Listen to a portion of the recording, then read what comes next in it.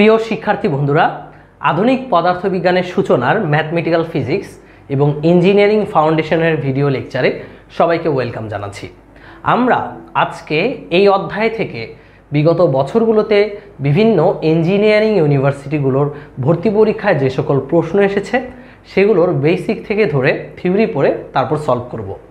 ইনশাল্লাহ প্রতিটি প্রবলেম যদি তুমি বুঝতে পারো, test paper, HSC test paper কিংবা কোয়েশ্চেন ব্যাংক খুললেই তুমি দেখবা সমস্ত অঙ্ক সলভ করতে পারছো। তো ভিডিওটি যদি তোমার উপকারে আসে বন্ধুদের মাঝে অবশ্যই শেয়ার করে দেওয়ার অনুরোধ রইল।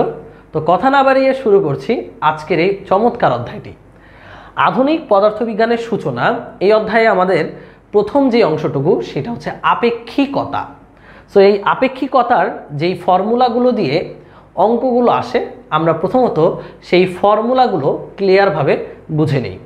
তো আমাদের ফর্মুলাগুলো আমরা সবাই জানি, সেটা হচ্ছে আমরা জানি কোনো একটা বস্তু সেটা যদি প্রায় আলোর বেগের কাছাকাছি বেগে চলে, এই বেগটা যদি অনেক বেশি হয়, সাপোজ এটা যদি মনে করো 2.95 × 10⁸ এই টাইপের আলোর বেগের কাছাকাছি বেগে চলে, তাহলে এই বস্তুর দৈর্ঘ্য সংকুচিত হয়, ভর বৃদ্ধি পায়, আর এই বস্তুর উপর যেই বস্তু যিনি থাকবে তার সময় খুব স্লো যায়, তাই না?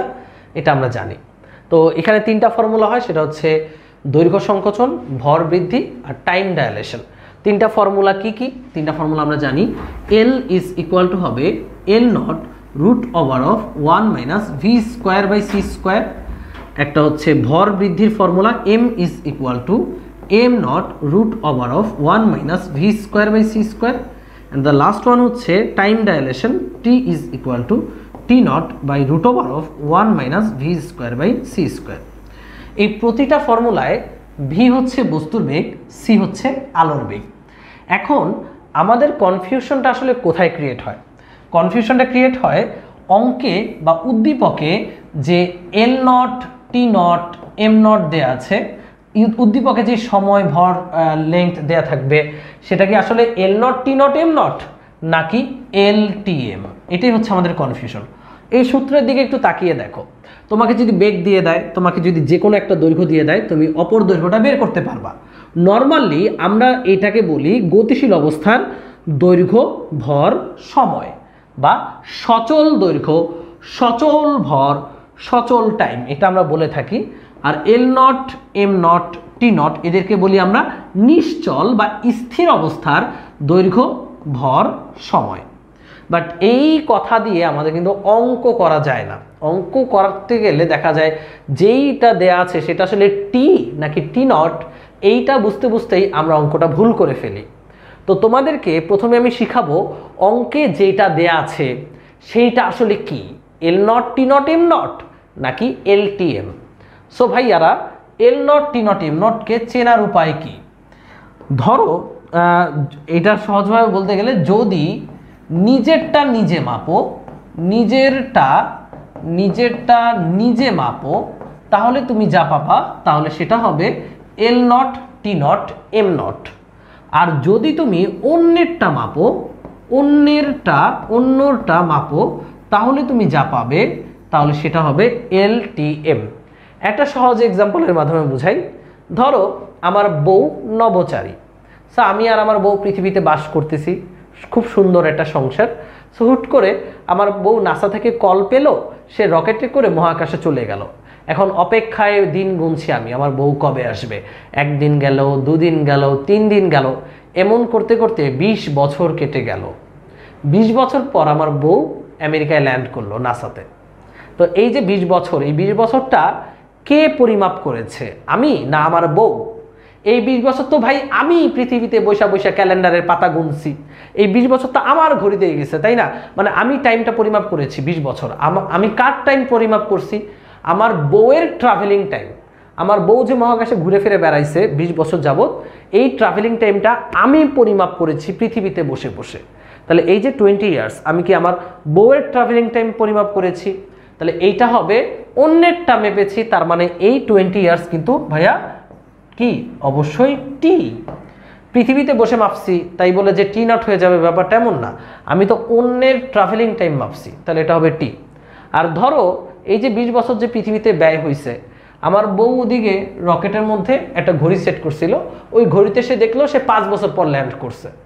তাহলে সে কি ভাইয়া নিজের ট্রাভেলিং টাইম, এখানে ঘটনা হচ্ছে ট্রাভেলিং টাইমটা মাপা, তো সে কি নিজের ট্রাভেলিং টাইম নিজে মাপলো না, তাহলে সেটা হবে টি নট। টি নট তাহলে কত বছর? 5 বছর। এবার ভাইয়া তুমি যদি টি আর টি নট বুঝতে পারো, এই দুইটা ফর্মুলা দিয়ে, মানে ফর্মুলায় এই টি টি নট ইনপুট করে তুমি কি বেগের মানটা বের করতে পারবা না, যে ইয়াসিন ভাইয়ের বউ কত বেগে ট্রাভেল করছিল? সো মোট কথা আমাদের বুঝতে হবে which is T, which is T naught, which is L, which is L naught, which is M, which is M naught. আর একটা সিম্পল এক্সাম্পল দেই, ধরো পৃথিবীতে বসে আছি আমি একটা মাঠের মধ্যে, আর আমার মাথার উপর দিয়ে একটা রকেট চলে গেল, তো আমি সেই রকেটের দৈর্ঘ্য মাপতেছি। তো আমি পৃথিবীতে বসে একটা রকেটের দৈর্ঘ্য মাপতেছি, তার মানে আমি অন্যের দৈর্ঘ্য মাপতেছি, অন্যের চলমান রকেটের দৈর্ঘ্য, অন্যটার দৈর্ঘ্য মাপতেছি, তাহলে আমি যেটা মাপলাম সেটা কিন্তু এল, বুঝছো তো? আর রকেটে বসে, এই রুমটা মনে করো রকেট, এই রকেটে বসে আমি রকেটের দৈর্ঘ্য মাপতেছি, সেটা কি মাপলাম ভাইয়া? এল নট। এই ব্যাপারগুলো একটু ক্লিয়ার হইতে হবে।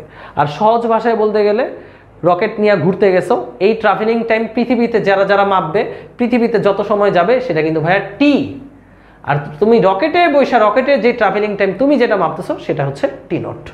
আশা করি এই ব্যাপারটা ক্লিয়ার হইছো। এবার আরেকটা ছোট্ট বেসিক, সেই বেসিকটা হচ্ছে, এই হচ্ছে একটা বস্তু, এই বস্তুটার দৈর্ঘ্যও আছে আবার প্রস্থও আছে।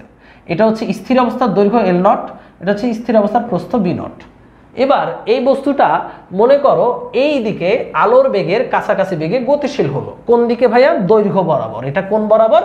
দৈর্ঘ্য বরাবর। তাহলে এর যে সংকোচন, এই সংকোচন কি, এটা কি প্রস্থ কোনো সংকোচন হবে না? যেই বরাবর গতিশীল, সংকোচন কিন্তু ভাইয়া ওই বরাবরই হবে। তার মানে এর দৈর্ঘ্যটা সংকোচন হয়ে ছোট হয়ে যাবে, সেটা মনে করো এল হবে, প্রস্থ কিন্তু আগের মতোই থাকবে বি নট। ব্যাপারটা বুঝাইতে পারছি? অর্থাৎ লিখে নাও, যে বরাবর গতিশীল, যে বরাবর গতিশীল, গতিশীল সংকোচন হবে ওই বরাবর। সংকোচন কোন বরাবর হয়? সংকোচন হবে ওই বরাবর, ওই বরাবর। ওকে, সংকোচন কিন্তু ওই বরাবর হবে।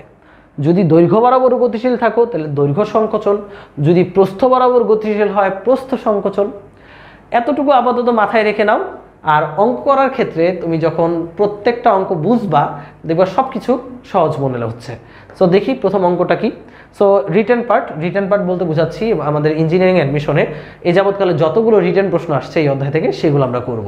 সো রিটেন পার্টের প্রথম যে প্রশ্নটা বুয়েটের 9-10 সেশনে এসেছে, ভিন্ন গ্রহের একটি নভোযান 0.6c গতিতে, এটা হচ্ছে তার ভেলোসিটি, মাঠের খেলোয়াড়দের পরিমাপ অনুযায়ী বুয়েট ফুটবল মাঠের দৈর্ঘ্য বরাবর অতিক্রম করে। তো ফুটবল মাঠটি 110 মিটার লম্বা, 50 মিটার প্রশস্ত। তাহলে হচ্ছে আমাদের ফুটবল মাঠ, এই ফুটবল মাঠটা 110 মিটার লম্বা, এটা স্থির অবস্থার দৈর্ঘ্য এল নট, আর প্রস্থ মনে করো বি নট, সেটা হচ্ছে কত ভাইয়ারা? 50 মিটার। এবার নভোযানের ভিন গ্রহবাসীর পরিমাপ অনুযায়ী মাঠটির দৈর্ঘ্য প্রস্থ কত হবে? ভাইয়া এই নভোযানটি দৈর্ঘ্য বরাবর অতিক্রম করে, তাই না? তার মানে এখানে একটা ভিন গ্রহের নভোযান আসছে, রকেট ভাবতে পারো। এই মনে করো নভোযানটা এরকম ভিন গ্রহের নভোযান, তো এর মধ্যে এলিয়েনরা আছে, এই যে কানখাড়া এলিয়েন, হ্যাঁ কানখাড়া এলিয়েন। তো এই এলিয়েনদের কাছে এই মাঠের দৈর্ঘ্যটা কত মনে হবে? সো এই রকেটটা কিন্তু ভাইয়া ঠিক দৈর্ঘ্য বরাবর, মানে এই বরাবর 0.6c থেকে বেগে যাচ্ছিল। তাহলে এই রকেটে বসে এলিয়েনরা মাঠের দৈর্ঘ্য যেটা মাপবে সেটা কি এল মাপবে না এল নট মাপবে? তারা রকেটের ভেতর আছে, তারা মাপতেছে মাঠেরটা, তাহলে তারা অন্য কাঠামোরটা মাপতেছে, তাহলে তারা কিন্তু এল মাপবে, এল। তাহলে সেই এলটা কত ভাইয়া? তাহলে দৈর্ঘ্য কত মাপবে? দৈর্ঘ্য কত মাপবে? দৈর্ঘ্য মাপবে এল, এল সমান হবে L naught √1 - V square by C square. তো এল নট কত বলাই আছে, বুয়েট মাঠের দৈর্ঘ্য 110 মিটার, 1 - ভি এর মান কত? 0.6c, আর নিচে আছে সি, উপরে উপরে স্কোয়ার দেখে আমরা হোল স্কোয়ার করলাম, সি সি কাটা চলে যাবে। তাহলে 1 - 0.6 স্কোয়ার, 1 - 0.6 স্কোয়ার রুট করব, রুট করে আমরা 110-এর সাথে গুণ করব, সবাই ক্যালকুলেট করে পাবে 88 মিটার। অর্থাৎ এই যে এলিয়েনগুলো এই মাঠের দৈর্ঘ্য মাপবে 88 মিটার। এবার প্রস্থের পালা, কারণ আমাকে প্রস্থও চেয়েছে। প্রস্থ ভাইয়া এই এলিয়েনগুলো কি প্রস্থ বরাবর গতিশীল? এলিয়েনগুলো কি এই বরাবর যাচ্ছে? যাচ্ছে না। তাহলে তাদের কাছে প্রস্থের কোনো পরিবর্তন মনে হবে না। তাদের কাছে প্রস্থ কত মনে হবে? প্রস্থ বি নট তাদের কাছে একটাই মনে হবে, সেটা হচ্ছে 50 মিটার। প্রস্থের কোনো চেঞ্জ আসবে না। আশা করি বুঝতে পেরেছ অঙ্কটি, খুব সুন্দর অঙ্ক। পরবর্তী প্রশ্ন, একজন মহাশূন্যচারী 25 বছর বয়সে, কত বছর বয়সে? 25 বছর বয়সে, 25 বছর বয়সে 1.8 × 10⁸ মিটার পার সেকেন্ড বেগে একটি মহাশূন্যযানে চড়ে মহাকাশ ভ্রমণে গেলেন। পৃথিবীর হিসেবে 30 বছর কাটিয়ে এলে তার বয়স কত? ভাইয়া পৃথিবীর হিসেবে কত বছর কাটিয়ে এসেছে তিনি? 30 বছর। তাহলে মহাশূন্যচারী রকেটে করে ঘোরাফেরা করতেছে, আর পৃথিবীর হিসেবে আমরা মেপে দেখলাম সে 30 বছর ধরে ঘুরছে। তাহলে এটা কি টি নাকি টি নট? পৃথিবীবাসী তার ট্রাভেলিং টাইম মাপছে, তাহলে এটা অবশ্যই অন্যেরটা মাপছে, এটা কি টি। তাহলে টি দেয়া আছে, আমরা বের করব টি নট। তাহলে আমরা জানি T is equal to T naught divided by √1 - v²/c²। আমরা বের করব টি নট, তাহলে টি নট সমান হবে টি ইন্টু √1 - v²/c²। সো আন্ডুবাচ্চুস টি এর মান কত? 30 বছর। 30 ইন্টু √1 - ভি এর মান বসাবা 1.8 × 10⁸, আর সি এর মান হচ্ছে 3 × 10⁸। উভয়ের উপরে স্কোয়ার আছে, এটা দিতে ভুলো না। তো 10⁸ কাটা 3 × 6 = 18.6, 1 - 0.6 মানে হচ্ছে কত হচ্ছে ভাইয়া? তাহলে এটা হচ্ছে 1 - 0.6 স্কোয়ার, তাহলে আমরা পাবো 0.64 √0.64 × 30, তাহলে √0.64 × 30, তাহলে আমরা পাচ্ছি 24 ইয়ার্স। খেয়াল করো, এই যে 24 ইয়ার্স বের হলো, এটা কি টি নট? টি নটটা আসলে কি? টি নট হচ্ছে ওই যে রকেটে করে যে ঘুরে তার পরিমাপকৃত সময়। পৃথিবীবাসী দেখলো সে 30 বছর ধরে ঘুরে, কিন্তু রকেটের মধ্যে যে বৈশা আছে সে কিন্তু নিজে মাপলো সে 24 বছর ধরে ঘুরতেছে। তাহলে তার অ্যাকচুয়াল বয়স কত? ভাইয়া অ্যাকচুয়াল বয়স কোনটা? অ্যাকচুয়াল বয়স হচ্ছে তুমি নিজে যেটা মাপছো, তোমারটা যদি তুমি নিজে মাপো সেটাই কিন্তু তোমার অ্যাকচুয়াল এইজ। তার মানে অ্যাকচুয়াল এইজ কত হবে? সে রওনা দিছিল 25 বছর বয়সে, আর তার হিসেবে সে 24 বছর ধরে ট্রাভেল করতেছে। তাহলে তার হিসেবে তার অ্যাকচুয়াল বয়স হবে 49 বছর। আমি জানি অনেকে উত্তর দিয়েছ। আর যদি বলি পৃথিবীর হিসেবে তার বয়স কত, যদি বলি পৃথিবীর হিসেবে, তাহলে পৃথিবীর হিসেবে যদি তার বয়স দেখতে চাই, পৃথিবীতে তার বয়স ছিল 25 বছর, আর পৃথিবীর হিসেবে তার ট্রাভেলিং টাইম হচ্ছে 30, তাহলে পৃথিবীর হিসেবে তার বয়স কিন্তু ভাইয়া হয়ে গেল 55 ইয়ার্স। আশা করি এই অঙ্কটা তোমরা বুঝতে পেরেছো। ওকে, সো এরপরে যদি পরবর্তী অঙ্কে যাই, দেখো কত সুন্দর সুন্দর অঙ্ক। স্থির অবস্থায় একটি কণার ভর 10⁻31 কেজি, এটা হচ্ছে m নট, তাই না? তো কণাটি একটি বেগ নিয়ে গতিশীল হয়, তবে ভর হয় এইটা। তো গতিশীল হওয়ার পর ভর হয় এটা m। কণাটির বেগ কত? খুবই সিম্পল অঙ্ক, বইয়ের 4-5 সেশনে এসেছে। আমরা জানি m ইজ ইকুয়াল টু কি ভাইয়ারা? m not √1 - v²/c²। এই সমীকরণ থেকে আমরা বেগের মানটা বের করব। তো এখানে m নট m দুইটাই দেওয়া আছে, আমরা এটাকে এই পাশে নিয়ে আসি আর mটাকে নিচে নিয়ে যাই, তাহলে আমরা পাবো 1 - v²/c² is equal to m nought by m এর হোল স্কোয়ার। একেবারে রুট উঠানোর জন্য স্কোয়ার করে দিয়েছি। তাহলে কত হচ্ছে রে বাচ্চুস, আন্ডু বাচ্চুস? m নটের মান কত? 10⁻30 কেজি। m এর মান কত? 1.25 × 10⁻30 কেজি। এর উপরে আছে কি ভাইয়া? স্কোয়ার। এটা কাটা দিয়ে দাও, 1/1.25 এর আবার করো স্কোয়ার। স্কোয়ার করলে হচ্ছে 16/25। তাহলে আমরা পাচ্ছি v²/c² ইজ ইকুয়াল টু 1 - 16/25। তাহলে এটা কত পাবো? 25 থেকে 16 গেলে থাকে কত ভাইয়া? 4 আর 5 9, তাহলে 9/25। সুতরাং আমাদের ভি এর মান আসবে √9/25 × c, কারণ c² রুট করলে c হবে। তাহলে √9/25 × c, √9/25 × c, c হচ্ছে 3 × 10⁸। তাহলে আমাদের টোটাল বেগ আসতেছে 1.8 × 10⁸ মিটার পার সেকেন্ড। তার মানে এই বেগে গতিশীল হলে তার গতিশীল ভর হবে এটা। খুবই সিম্পল ম্যাথ। পরবর্তী প্রশ্নতে কি বললো? এত কেজি স্থিতি ভরের একটি প্রোটন, তার মানে এটা হচ্ছে স্থির ভর m নট, এর ভর দ্বিগুণ হলে, দ্বিগুণ মানে আমাদের mটা হবে 2m নট, তাহলে কত দ্রুতির প্রয়োজন হবে? প্রোটনটি উক্ত দ্রুতি অর্জন করতে যে পরিমাণ শক্তি প্রয়োজন তা বের করো। তো এই যে শক্তি যেটা, সেই শক্তির অংশটুকু আমরা একটু পরে করতেছি, এখান থেকে এতটুকু একটু পরে করতেছি। তার আগে প্রথম অঙ্কটুকু তোমরা ধুমধাম করে ফেলো। প্রথম অঙ্কে m নট দেয়া আছে, m বলা আছে 2m নট। তোমরা কি করবা? তোমরা সূত্র ফেলবা m is equal to m nought by root 1 minus V square by C square. m এর মান হচ্ছে 2m নট, 2m নট সমান হবে m nought by root 1 minus V square by C square. m nought কাটা দিয়ে দাও, এরপরে square করো, রুট করো, তারপরে ভি এর মানটা সুন্দর করে পেয়ে যাবা। এটা অবশ্যই কমেন্ট সেকশনে আমাকে অ্যান্সারটা জানাবা। এবার এনার্জির ব্যাপারে আসি। বলছে প্রোটনটির উক্ত দ্রুতি অর্জন করতে যে শক্তির প্রয়োজন হবে তা বের করো। তো এই অধ্যায়ে শক্তি ব্যাপারটা কিন্তু একটু ভিন্ন, একটু ক্লিয়ার করি। এই স্লাইডে ক্লিয়ার করছি শক্তির ব্যাপারটা, তো না পরবর্তী স্লাইডে একটা নতুন স্লাইডে ক্লিয়ার করি, তাহলে ব্যাপারটা সুন্দর মনে হবে। হ্যাঁ, তো শক্তি, এই অধ্যায়ের শক্তি। যদি তোমাকে বলা হয় ভাইয়া গতিশক্তির ফর্মুলা কি, সবাই বলবে KE is equal to half M V square. এইটা তখনই যখন বেগের মান খুব কম, মানে আলোর বেগের কাছাকাছি না। এটা হচ্ছে নিউটনিয়ান ফিজিক্সের জন্য সত্য।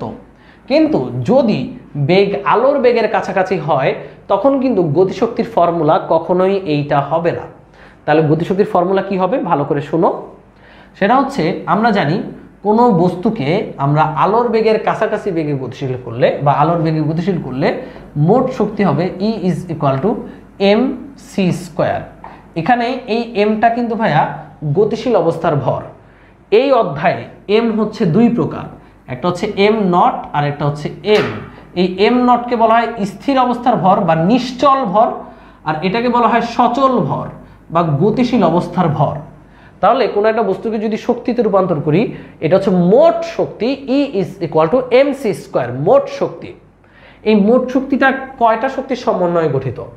বস্তু যখন স্থির ছিল সেই স্থির অবস্থার শক্তি হচ্ছে এম নট সি স্কোয়ার, এটা হচ্ছে স্থির অবস্থার শক্তি।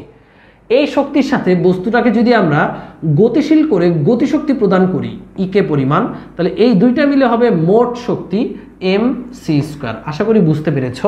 স্থির অবস্থার শক্তি হচ্ছে m not C square plus একে যদি গতিশীল করে দাও তাহলে গতিশক্তি, দুইটা মিলে হবে মোট শক্তি এম সি স্কোয়ার। তাহলে এই যে একটা ফর্মুলা আমরা লিখলাম, এই ফর্মুলাটা কোনোদিন ভোলা যাবে না। এটা অত্যন্ত গুরুত্বপূর্ণ একটা ফর্মুলা ভার্সিটি ইঞ্জিনিয়ারিং অ্যাডমিশনের জন্য।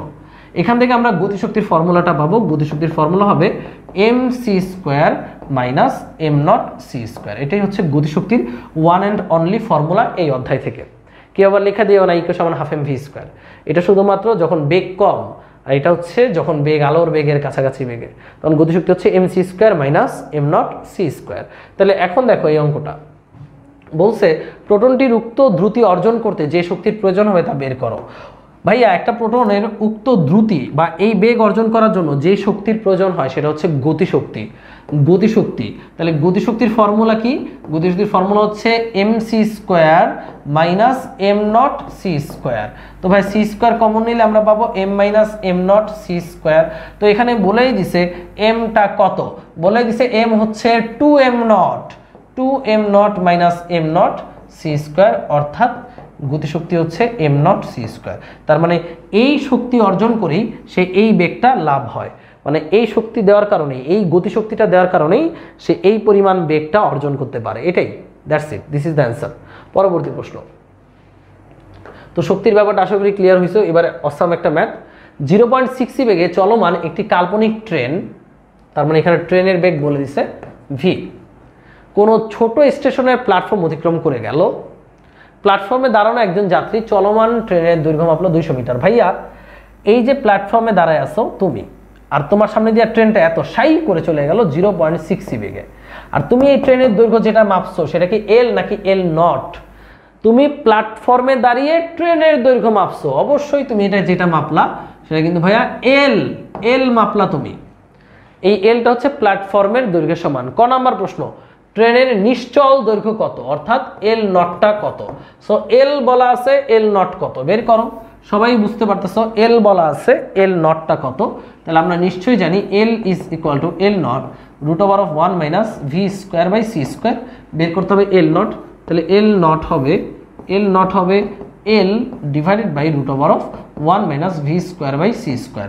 সো এল এর মান কত বলাই আছে 200 metre, 200 metre root 1 minus V কত 0.6 সি, তাহলে 0.6 সি ডিভাইডেড বাই সি এর স্কোয়ার করে দাও, এটা কাটা দিয়ে দাও, ক্যালকুলেট করো, তাহলে এই অ্যান্সারটা চলে আসবে root over of 1 minus 0.6 square, এটা হচ্ছে 4/5, তাহলে root over of 4/5 200 divided by 4/5, তাহলে আমরা পাবো 250।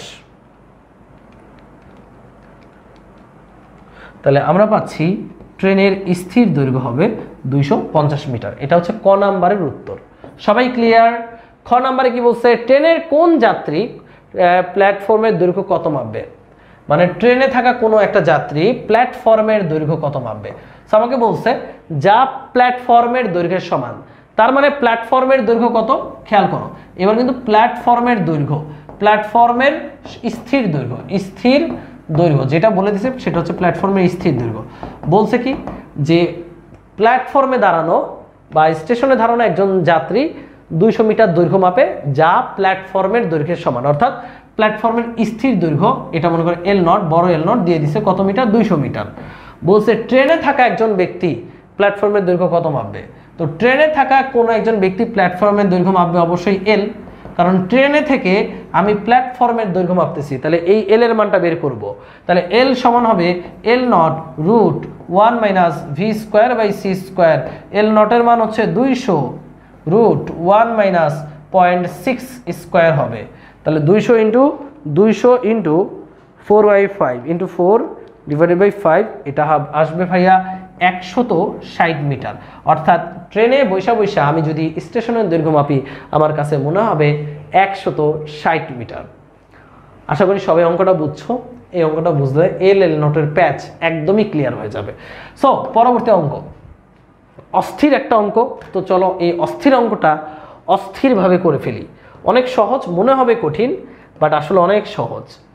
মনে করো একজন পিতা তার কন্যার থেকে 20 বছরের বড়, তাহলে আমি ধরে নিচ্ছি পিতার বয়স x, এটা হচ্ছে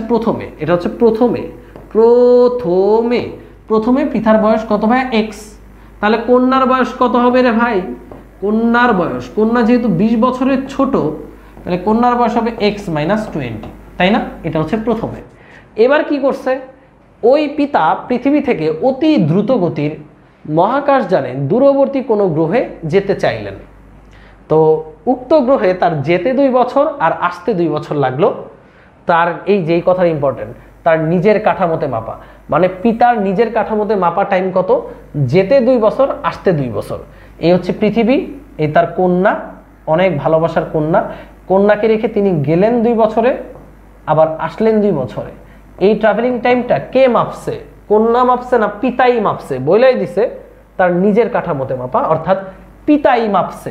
তাহলে 2 + 2 মানে 4 বছর, 4 বছর এটা কে মাপছে, পিতার ট্রাভেলিং টাইম পিতাই মাপছে। তাহলে এটা কি ভাই টি নট, এটা কিন্তু মাথায় রাখতে হবে, টি নট হচ্ছে 4 বছর।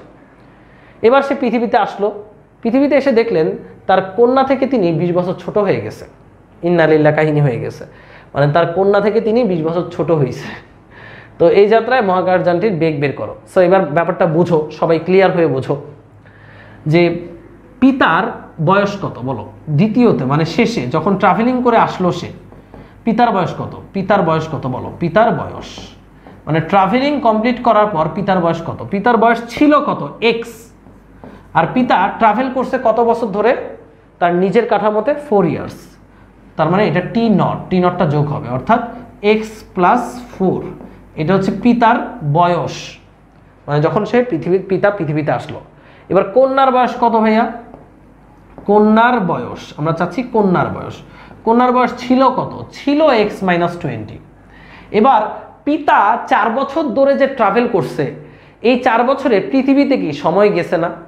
এই যে আমি রকেট নিয়ে খুব সুন্দর 4 বছর ধরে ঘুরতেছি, কিন্তু পৃথিবীতে তো একটা সময় চলে গেছে। পৃথিবীতে তার কন্যা তো দেখতেছে যে তার পিতা একটা সময় পর আসলো, তাহলে ওই সময়টা পৃথিবীতে মাপা সময়। তো পৃথিবীতে ধরো এই 4 বছরে 20 বছর চলে গেছে বা 30 বছর চলে গেছে, তাহলে এই 30 বছর কি কন্যার বয়স 30 বছর বাড়বে না? কন্যা কোথায় আছে? কন্যা আছে পৃথিবীতে। তো কন্যা পৃথিবীতে বসে মাপতেছে তার বাবা কবে আসে, দেখলো অনেক বছর পার হয়ে গেছে, 20 বছর বা টি বছর পার হয়ে গেছে।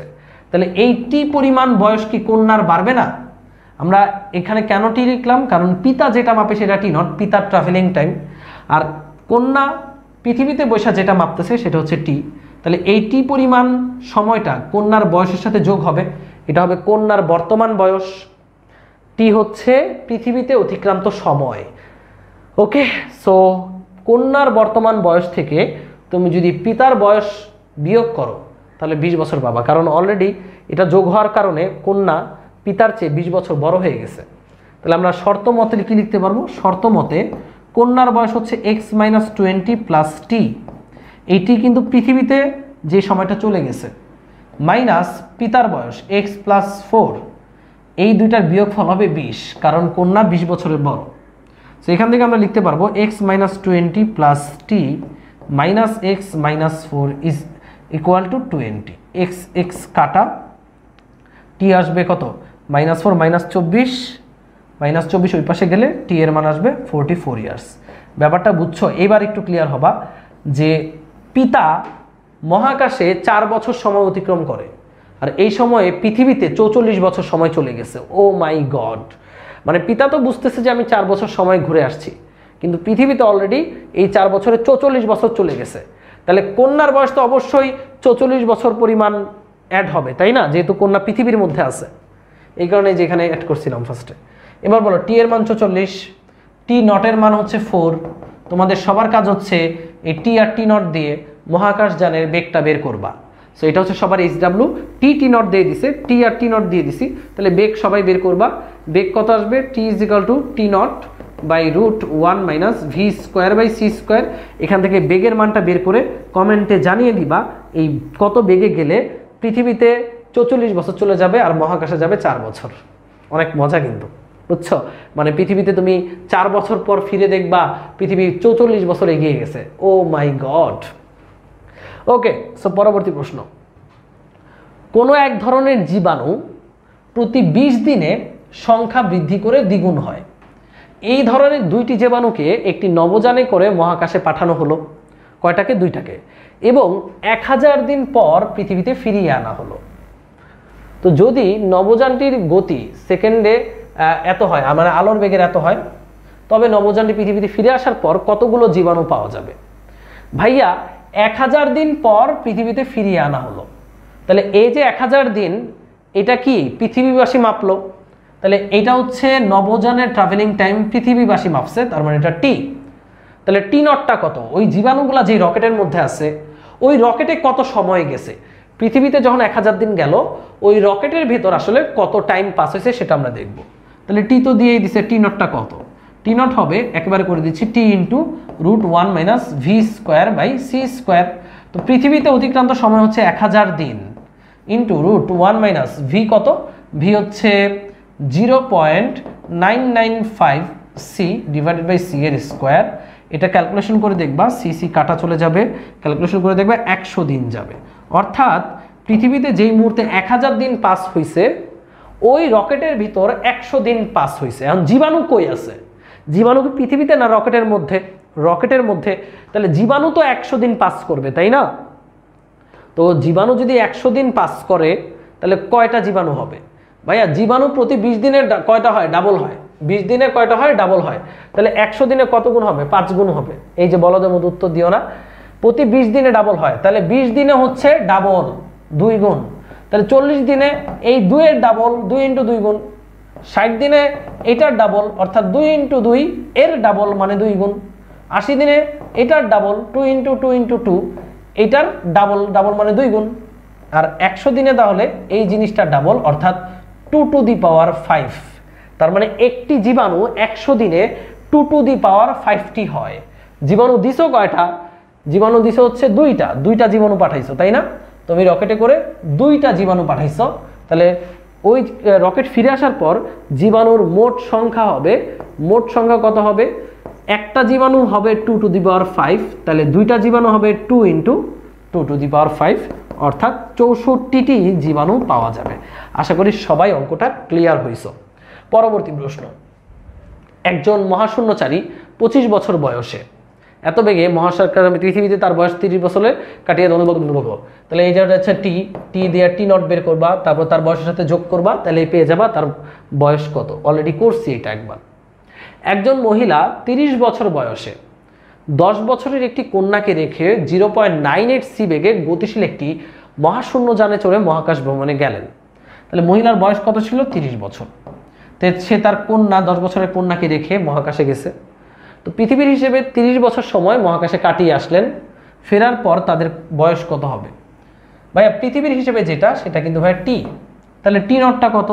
সো আমরা জানি টি নট সমান টি ইন্টু √1 - v²/c²। সো আন্ডুবাচুস টি এর মান কত পৃথিবীর হিসেবে? 30 বছর। √1 - ভি কত? ভি হচ্ছে 0.98 সি, নিচে আছে সি, উভয়ের স্কোয়ার দাও, ক্যালকুলেট করো। 1 - 0.98 স্কোয়ার, এটা আবার রুট ওভার অফ অ্যান্সার, তাহলে এটার সাথে আবার গুণ দিব আমরা 30, তাহলে আমরা পাচ্ছি 5.96 ইয়ার্স। মজা দেখো, মানে ওই মহিলা যে ঘুরে টুরে আসলো, পৃথিবীতে সময় চলে গেছে 30 বছর, মহিলার নিজের টাইমে মানে নিজের টাইম যে টাইম ফ্রেমে টাইম গেছে মাত্র 5.96 বছর, মানে প্রায় 6 বছর, তাই না? তার মানে মহিলার বয়স কিন্তু মাত্র 6 বছর বাড়বে, তাই না? তাহলে বলো মহিলা যখন ফিরে আসলো মহিলার বয়স কত হবে?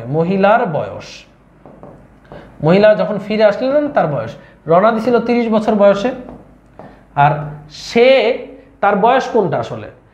সে যেই টাইমটা পাস করে সেই টাইমটাই তার বয়সের সাথে অ্যাড হবে। সে টাইমটা পাস করে 5.96, তাহলে তার বয়স হবে 35.96 বছর ট্রাভেল করার পর। আর ভাই এই 5.96 বছরে পৃথিবীতে কত সময় চলে গেছে? পৃথিবীতে কিন্তু 30 বছর সময় চলে গেছে। তার কন্যা কোথায় আছে? কন্যার বয়স, কন্যা কোথায় আছে? কন্যা তো পৃথিবীতে আছে। তো কন্যার বয়স আগে ছিল কত? 10। আর অলরেডি পৃথিবীতে কত সময় চলে গেছে ভাইয়া? 30 বছর চলে গেছে। তাহলে কন্যার বয়সের সাথে অবশ্যই 30 অ্যাড হবে, তাহলে কন্যার বয়স হবে ভাইয়া 40 বছর। মানে মহিলা তার কন্যার চেয়ে ছোট হয়ে গেছে। ব্যাপারটা বুঝছো? আমরা অনেকে ভুল করে এখানে 10-এর সাথে এটা যোগ করতে পারি, কিন্তু মনে রাখবা কন্যা কি রকেটের মধ্যে আছে না? পৃথিবীতে। তাহলে কন্যার বয়স পৃথিবীর হিসেবেই তো বাড়বে, আর ওর বয়স তো রকেটের হিসেবেই তো বাড়বে। এটা মাথায় রাখলেই আমরা এই অঙ্কগুলো ভুল করব না। তো পরবর্তী প্রশ্ন, একটি মহাশূন্য যান কত দ্রুত ভ্রমণ করলে মহাশূন্যে একদিন অতিবাহিত হলে পৃথিবীতে 2 দিন অতিবাহিত হবে? অর্থাৎ মহাশূন্যে একদিন, পৃথিবীতে 2 দিন। তাহলে পৃথিবীতে ট্রাভেলিং টাইম এটা হচ্ছে টি, মহাশূন্যে travelling time T naught. So T naught দিয়ে আছে, তোমরা ভি বের করবা। সো চলো ধুমধাম করে ফেলি।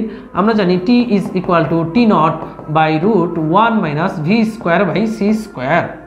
তাহলে টি নটের নিচে টিকে নিয়ে আসো, রুট করে স্কোয়ার করে দাও, তাহলে v²/c², এটা হবে টি নট বাই টি এর হোল স্কোয়ার, তাই না?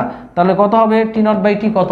টি নটের মান হচ্ছে 1, টি এর মান হচ্ছে 2, তাহলে 1/4 স্কোয়ার করলে তাহলে ভি এর মান আসবে v²/c², 1 - 1/4 মানে 3/4, বা যদি রুট করো তাহলে v/c হবে √3/4 করলে কত হবে?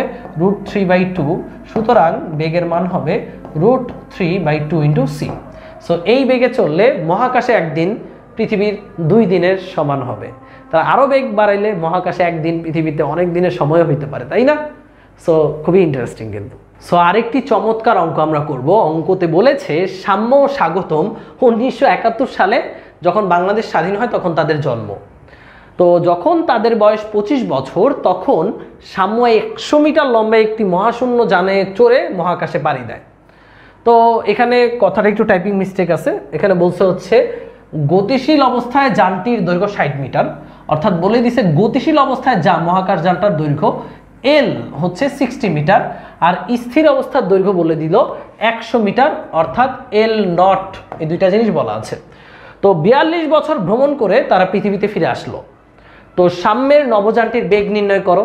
সো সহজ হিসাব, এখানে আমাদের নবযানটির গতিশীল অবস্থার দৈর্ঘ্য দেওয়া আছে, আমাদের নবযানটির স্থির অবস্থার দৈর্ঘ্য দেওয়া আছে, তাহলে নবযানটির বেগ কত হবে আমরা ইজিলি ক্যালকুলেট করতে পারি। আমরা জানি এল ইজ ইকুয়াল টু, এক নম্বর প্রশ্নের উত্তর, L naught root 1 minus V square by C square. তাহলে এল বাই এল নট হচ্ছে স্কোয়ার করে দাও, এখানে রুট উঠে যাবে 1 minus V square by C square.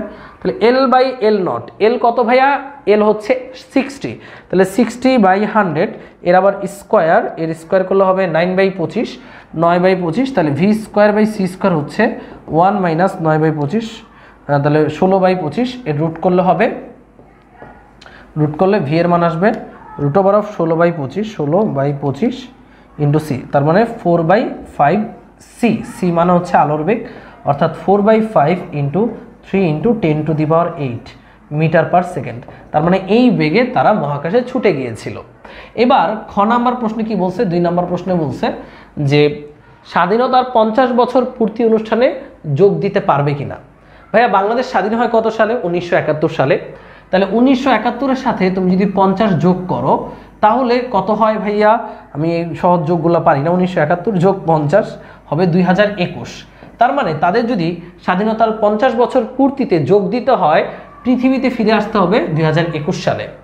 এখন বলছে যে 42 বছর মহাশূন্যে ভ্রমণ করে ফিরে আসে, দেওয়ার জন্য 42 বছর মহাশূন্য ভ্রমণ করে ফিরে আসবে।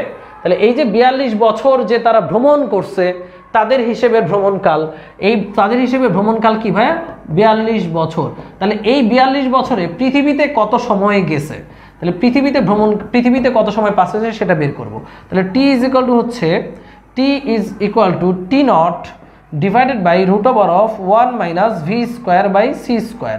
তাহলে টি নট হচ্ছে 42 বছর, তাহলে পৃথিবীতে কত সময় চলে গেল, 1 মাইনাস ভি এর মান বলা আছে 4 বাই 5 সি, অর্থাৎ 4 বাই 5 সি, এখানে একটা সি এর স্কোয়ার, সি সি কাটা, তাহলে 1 মাইনাস 4 বাই 5 এর স্কোয়ার, তাহলে কত হচ্ছে 1 মাইনাস 4 বাই 5 এর স্কোয়ার, তাহলে 4 by 5 square minus 1, 9 by 25, 9 by 25 root করলে root over of 9 divided by 25, 3 by 5, তাহলে 42 ডিভাইডেড বাই অ্যান্সার হচ্ছে 70।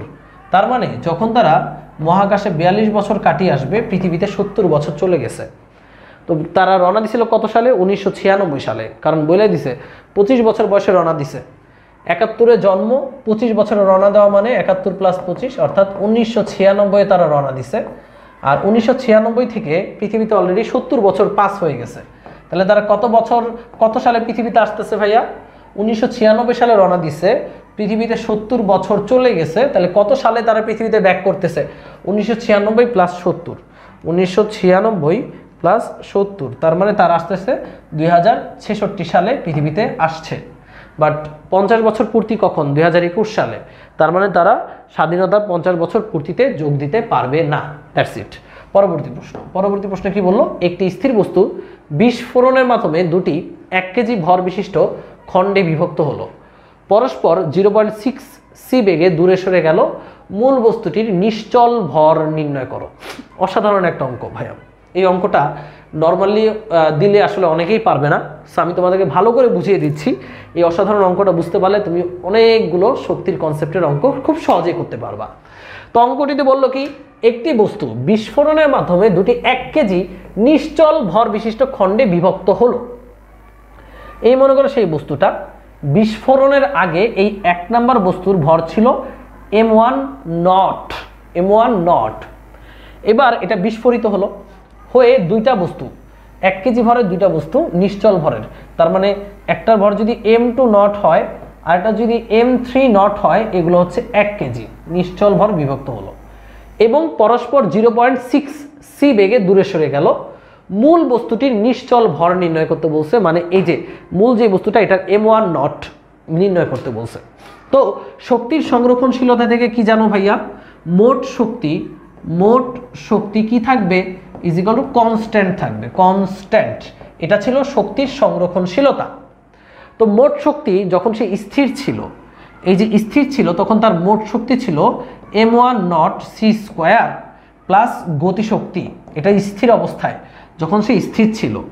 আর ভাইয়া এখন সে ব্লাস্ট হয়ে কয়টা বস্তুতে রূপান্তর হচ্ছে? দুইটা। তাহলে দুইটা বস্তুর মোট শক্তি কত? তার মানে এই 2 নাম্বার বস্তুর মোট শক্তি m2c² প্লাস 3 নাম্বার বস্তুর মোট শক্তি m3c²। এগুলো কিন্তু ভাই মোট শক্তি। তো তুমি ফার্স্ট অফ অল এখানেও লিখতে পারো যে 1 নাম্বার বস্তুর মোট শক্তি হচ্ছে m1c², কোনো সমস্যা নাই। তাহলে 2 নাম্বার বস্তুর মোট শক্তি হচ্ছে m2c², 3 নাম্বার বস্তুর মোট শক্তি হচ্ছে m3c²। আর তোমরা জানো এই যে মোট শক্তি mc², এইটার মধ্যে দুইটা শক্তি আছে, একটা হচ্ছে স্থির অবস্থার শক্তি প্লাস গতিশক্তি। মনে আছে কি? মনে থাকারই কথা।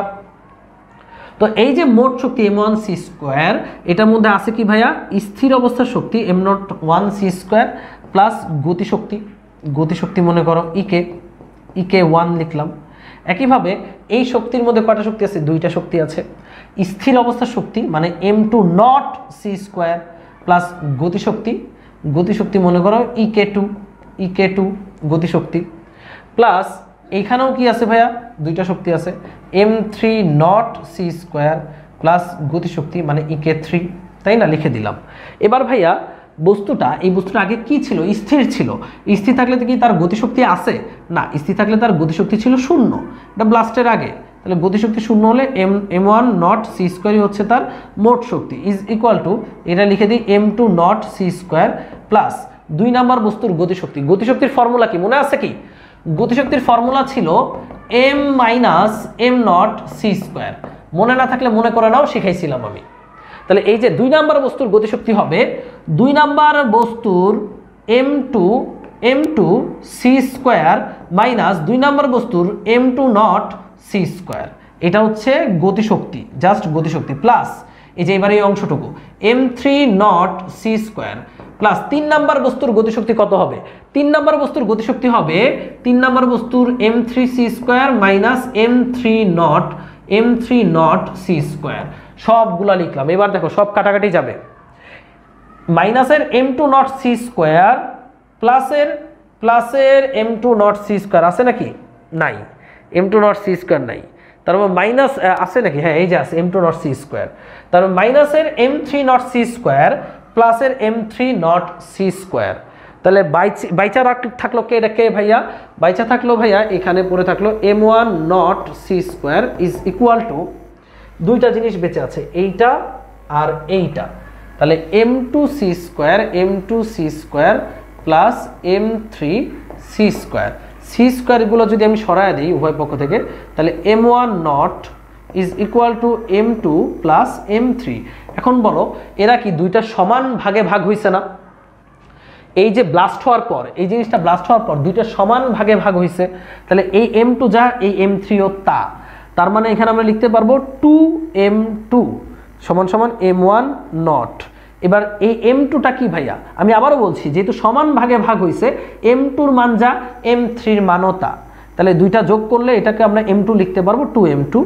এই m2 তো ভাই গতিশীল ভর থেকে আমরা ক্যালকুলেশন করে লিখতে পারবো গতিশীল ভর সমান সমান হবে 2 ইন্টু, গতিশীল ভর তো কোথাও দেওয়া নাই, এটা তো নিশ্চল ভর দেওয়া। তো গতিশীল ভরে যায় লিখতে পারবো m0 divide by √1 minus v²/c²। এবার জাস্ট এটা ক্যালকুলেশন করলে আমাদের অঙ্ক শেষ। সো এবার যদি ক্যালকুলেশন করো, উপরে 2 একে 2 আর নিচে হচ্ছে √1 মাইনাস 0.6² ক্যালকুলেশন করলে তুমি m1 অর্থাৎ ব্লাস্টের আগে এই যে বস্তুটা মূল বস্তুটা ছিল তার ভর পাবা 2.5 কেজি। খুবই অস্থির একটা অঙ্ক। তোমরা এই অঙ্কটা যদি বুঝতে না পারো, অবশ্যই গতিশক্তির এই ফর্মুলাটা বুঝবা আগে, এটা আমি আগেই শিখিয়েছি।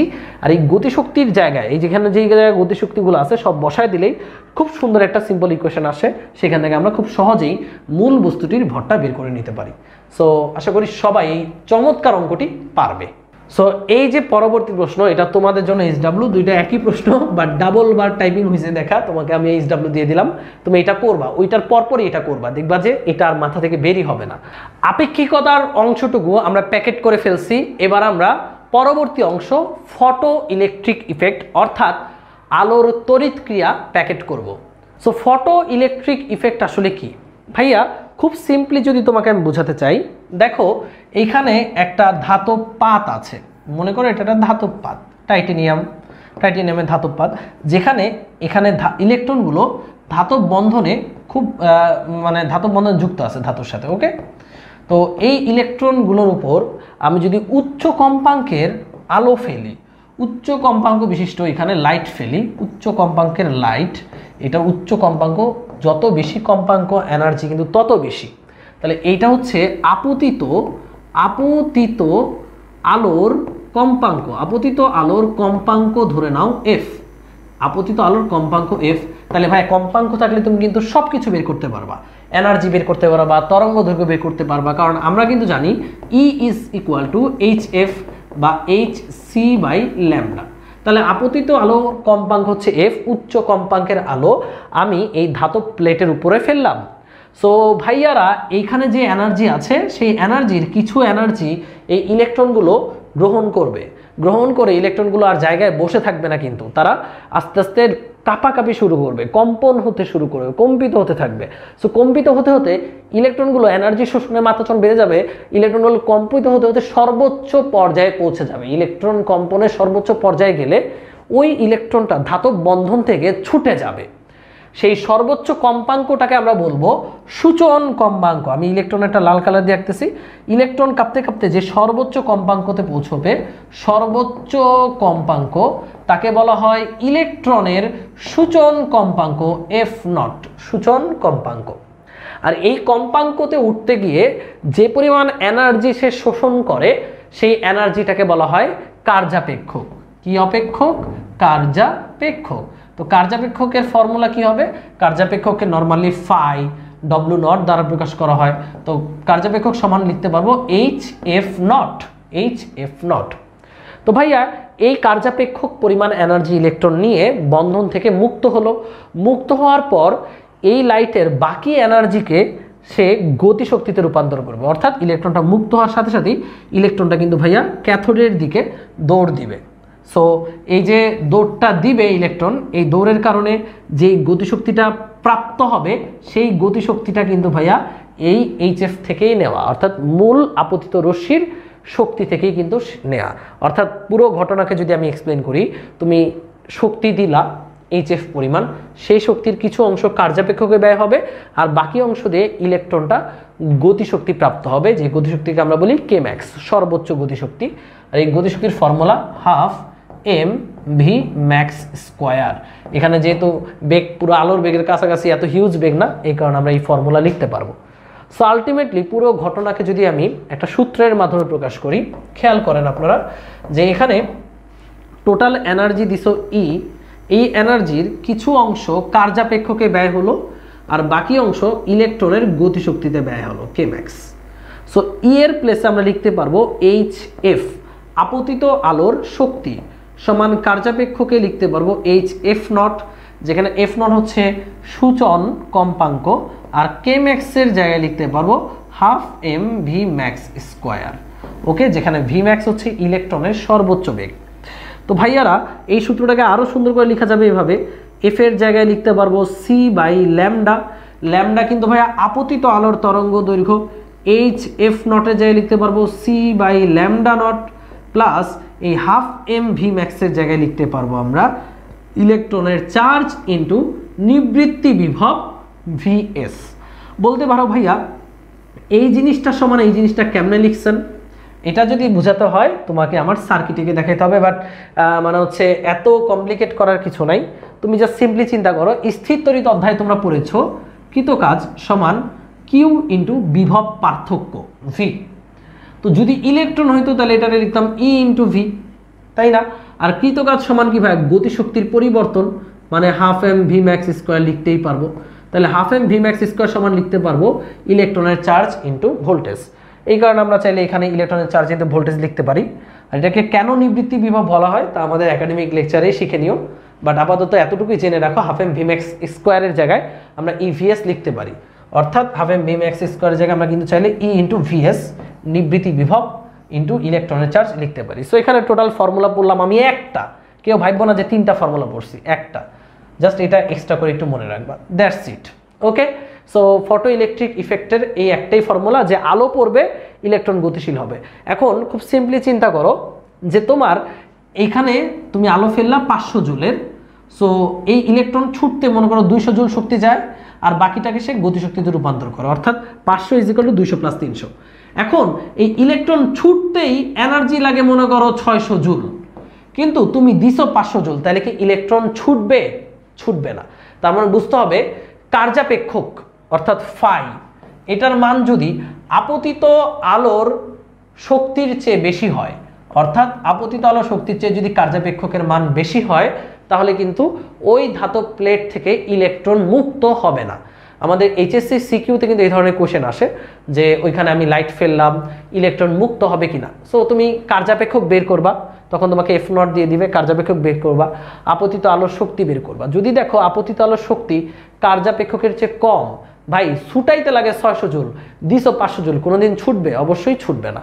সো তখনই আমরা বলে দেবো ছুটবে না। আর যদি দেখি কার্যাপেক্ষকের চেয়ে আপতিত আলোর শক্তির মান বেশি, তখন কি ভাই ইলেকট্রন ভো দৌড় দিবে, ছুটবে। আশা করি ক্লিয়ার হইছো। এই সিম্পল কনসেপ্টের উপর ভিত্তি করে অনেক অনেক অঙ্ক বুয়েট অ্যাডমিশন টেস্টে আসে। সো সেই অঙ্কগুলো আমরা এখন করব। চলো, এগুলো জাস্ট ক্যালকুলেটরের অঙ্ক, তুমি ইনি মিনি চিনিতে পেরে ফেলবা। সো প্রথমেই যে অঙ্কটা, ফটো ইলেকট্রিক ইফেক্টে 230 ন্যানোমিটার, কত ন্যানোমিটার? 230 ন্যানোমিটার তরঙ্গ দৈর্ঘ্যের এবং 1.5 ইলেকট্রন ভোল্ট গতিশক্তি বিশিষ্ট ইলেকট্রন নির্গত হয়। তো কত তরঙ্গের আলোক তরঙ্গ আপতিত হয়েছিল? তাহলে আমরা জানি আপতিত আলোক রশ্মির শক্তি সমান ইলেকট্রন মুক্ত হওয়ার জন্য শক্তি ফাই প্লাস ইলেকট্রনের গতিশক্তি কে ম্যাক্স। সো ভাইয়ারা বলছে কত তরঙ্গ দৈর্ঘ্যের আলোক তরঙ্গ আপতিত হয়েছিল। তাহলে আমার এখানে তরঙ্গ দৈর্ঘ্য নিয়ে আসতে হবে। তাহলে ই এর জায়গায় লিখতে পারবো এইচ সি বাই ল্যামডা, যে ল্যামডাটা আমরা বের করব। ফাই এর জায়গায় লিখতে পারবো h C by lambda nought plus K max গতিশক্তি, তাই না ভাইয়া? এবার খেয়াল করে দেখো, আমাদের বের করতে হবে এই ল্যামডাটা। তাহলে আমাদের যদি আপতিত আলোর তরঙ্গ দৈর্ঘ্য বের করতে হয় ল্যামডা, তাহলে ল্যামডা সমান হবে এইচ সি উপরে এইচ সি ডিভাইডেড বাই এই টোটাল জিনিসটা, অর্থাৎ নিচে হবে h C by lambda nought plus K max, এটাই তো নাকি? এবার মানগুলো বসিয়ে দাও ভাইয়ারা। এইচ কত? 6.636 ইন্টু 10⁻34 অর্থাৎ প্লাঙ্কের কনস্ট্যান্ট। সি হচ্ছে আলোর বেগ, 3 × 10⁸। এখানেও কি আছে? H C by lambda nought অর্থাৎ 6.636 ইন্টু 10⁻34 আর ইন্টু সি হচ্ছে আলোর বেগ 3 × 10⁸ প্লাস কে ম্যাক্স। এখন দেখো ল্যামডা নট কি বলেই দিছে যে ইলেকট্রিক ইফেক্টে 230 ন্যানোমিটার তরঙ্গ দৈর্ঘ্যের বিশিষ্ট ইলেকট্রন নির্গত হয়। তাহলে ইলেকট্রন যে নির্গত হচ্ছে তার ফলে যে বিকিরণ সৃষ্টি হচ্ছে সেটার তরঙ্গ দৈর্ঘ্য 230 ন্যানোমিটার। তার মানে এই যে ল্যামডা নট হচ্ছে 230 ন্যানোমিটার, 230 ন্যানোমিটার মানে 10⁹ মিটার। ওকে, আর কে ম্যাক্স বলছে গতিশক্তি বলে দিছে 1.5 ইলেকট্রন ভোল্ট। ভাইয়া তোমরা নিশ্চয়ই জানো 1 ইলেকট্রন ভোল্ট সমান 1.6 × 10⁻19 জুল। তাহলে 1.5 ইলেকট্রন ভোল্ট হচ্ছে গতিশক্তি, তাহলে জুলে নিলে 1.5 × 1.6 × 10⁻19। সো এটা আমরা ক্যালকুলেশন করব, ক্যালকুলেশন করে যেটা পাবো সেটাই হবে আপতিত আলোর তরঙ্গ দৈর্ঘ্য। কত হয় ফার্স্টে এটা ক্যালকুলেশন করো। 6.636 × 10⁻34 into 3 × 10⁸ divided by 230 nanometre, 230 × 10⁻9। So আমরা যদি এটা ক্যালকুলেট করি এটা পাচ্ছি, এটার সাথে আবার এটা গুণ দিতে হবে, যোগ দিতে হবে। তাহলে যোগ হবে 1.5 × 1.6 × 10⁻19। তো যোগ করে আমরা কত পেলাম? আমরা পেলাম 1.105 × 10⁻18। তাহলে এই জিনিসটা দিয়ে মানে আমরা নিচে পাবো 1.1056 × 10⁻18। এবার উপরে কত আসে? উপরে আসে 6.636 × 10⁻34 ইন্টু 3 × 10⁸। এটাকে আমরা ডিভাইড করব নিচের অংশটুকু দিয়ে 1.1056 × 10⁻18। তাহলে আমরা পাচ্ছি 1.8 × 10⁻7। এটাকে যদি ন্যানোমিটারে নিয়ে যাও তাহলে 10⁻9 দ্বারা ভাগ করো, 10⁻9 দ্বারা ভাগ করলে আমরা পাবো 180 ন্যানোমিটার। অর্থাৎ আমাদের ল্যামডার মান আসতেছে 180 ন্যানোমিটার।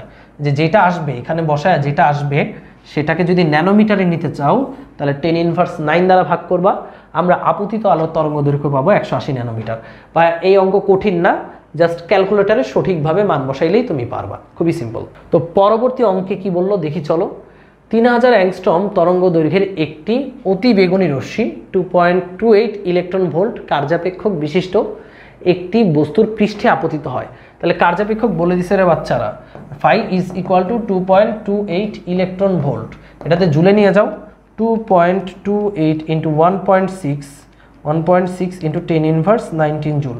তাহলে জুল পাচ্ছি আমরা 3.648 into 10 ইনভার্স 19 জুল। ওকে, এই জুল পাচ্ছি। তো পৃষ্ঠে আপতিত হয় এত তরঙ্গ দৈর্ঘ্য বিশিষ্ট একটা আলো, একটি ইলেকট্রন নির্গতন করলো। নির্গত ইলেকট্রনের বেগ কত? সো আমরা জানি নির্গত ইলেকট্রনের বেগ যদি বের করতেই হয় ভাইয়া, তো প্রথমত আমাদের ফর্মুলাটা কি?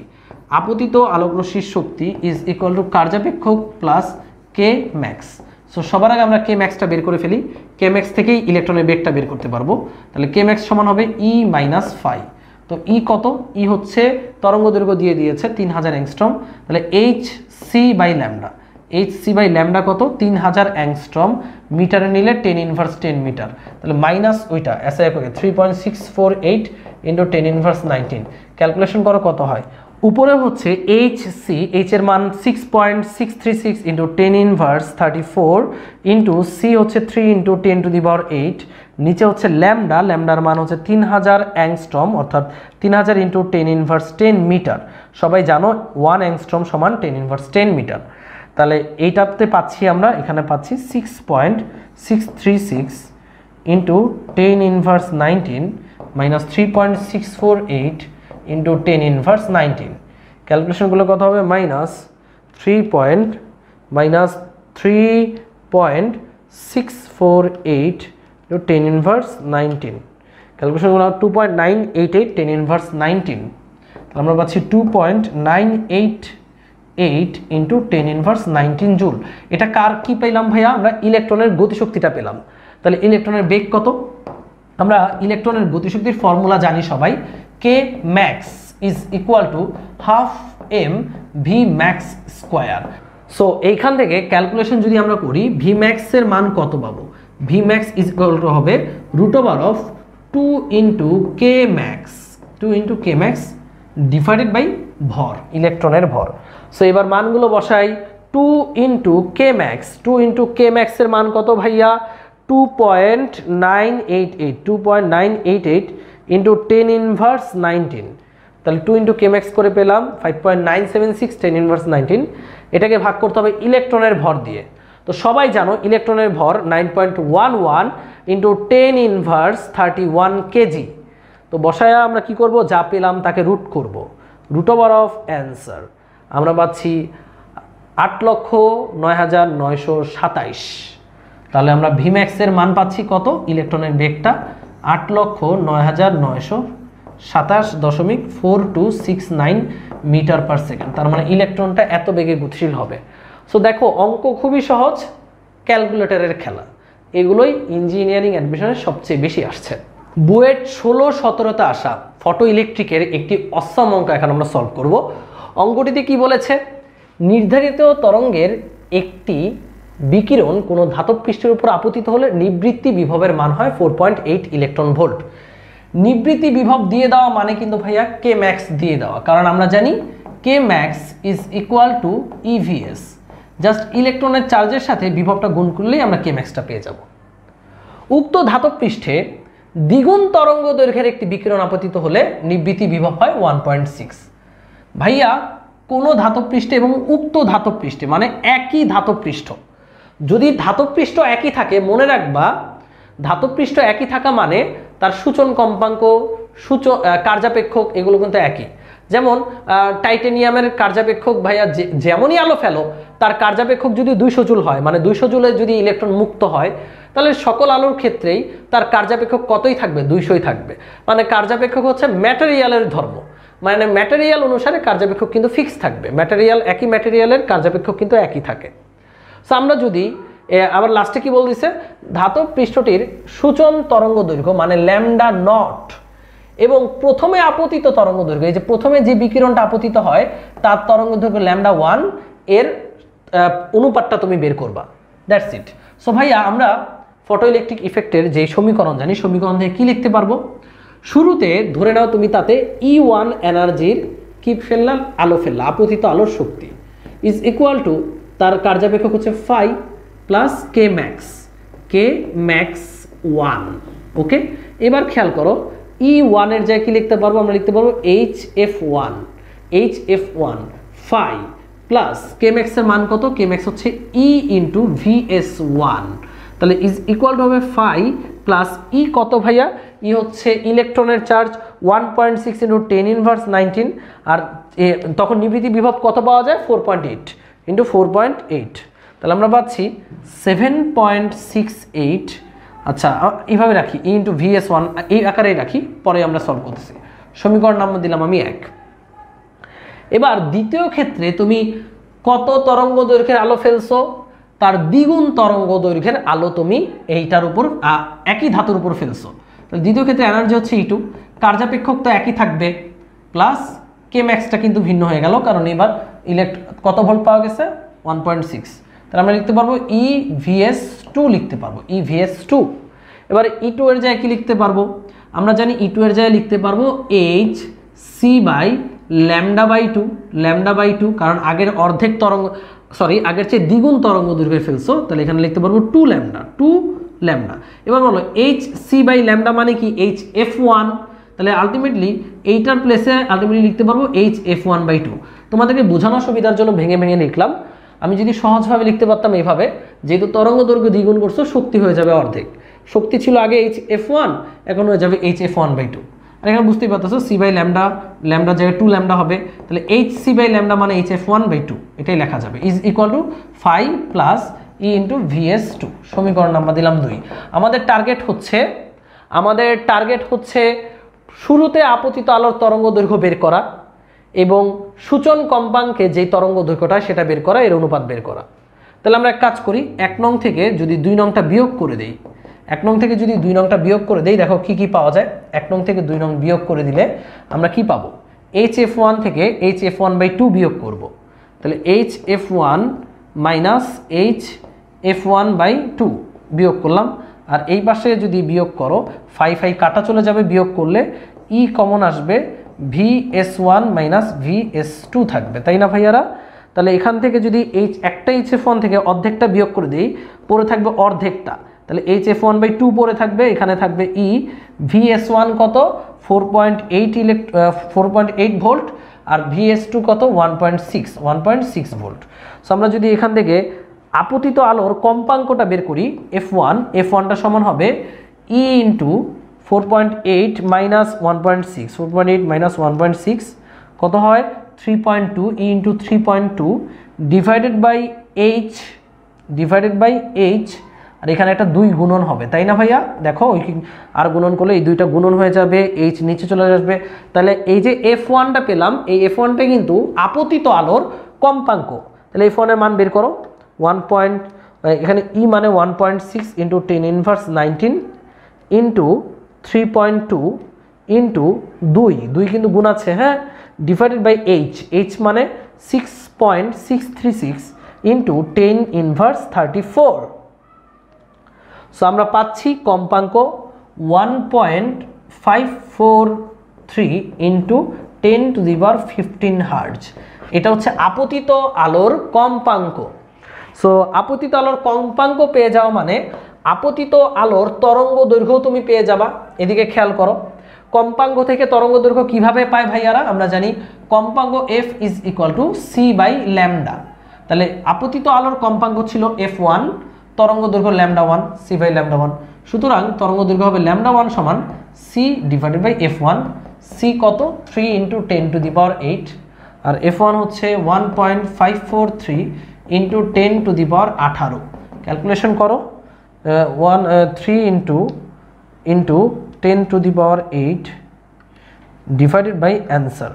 তাহলে আমরা পাচ্ছি তরঙ্গ দৈর্ঘ্য পাচ্ছি 1.944 ইন্টু 10 ইনভার্স 7 ন্যানোমিটারে যদি নেই 10 ইনভার্স 9 দ্বারা ভাগ করতে হবে, আমরা পাবো 194.41 ন্যানোমিটার।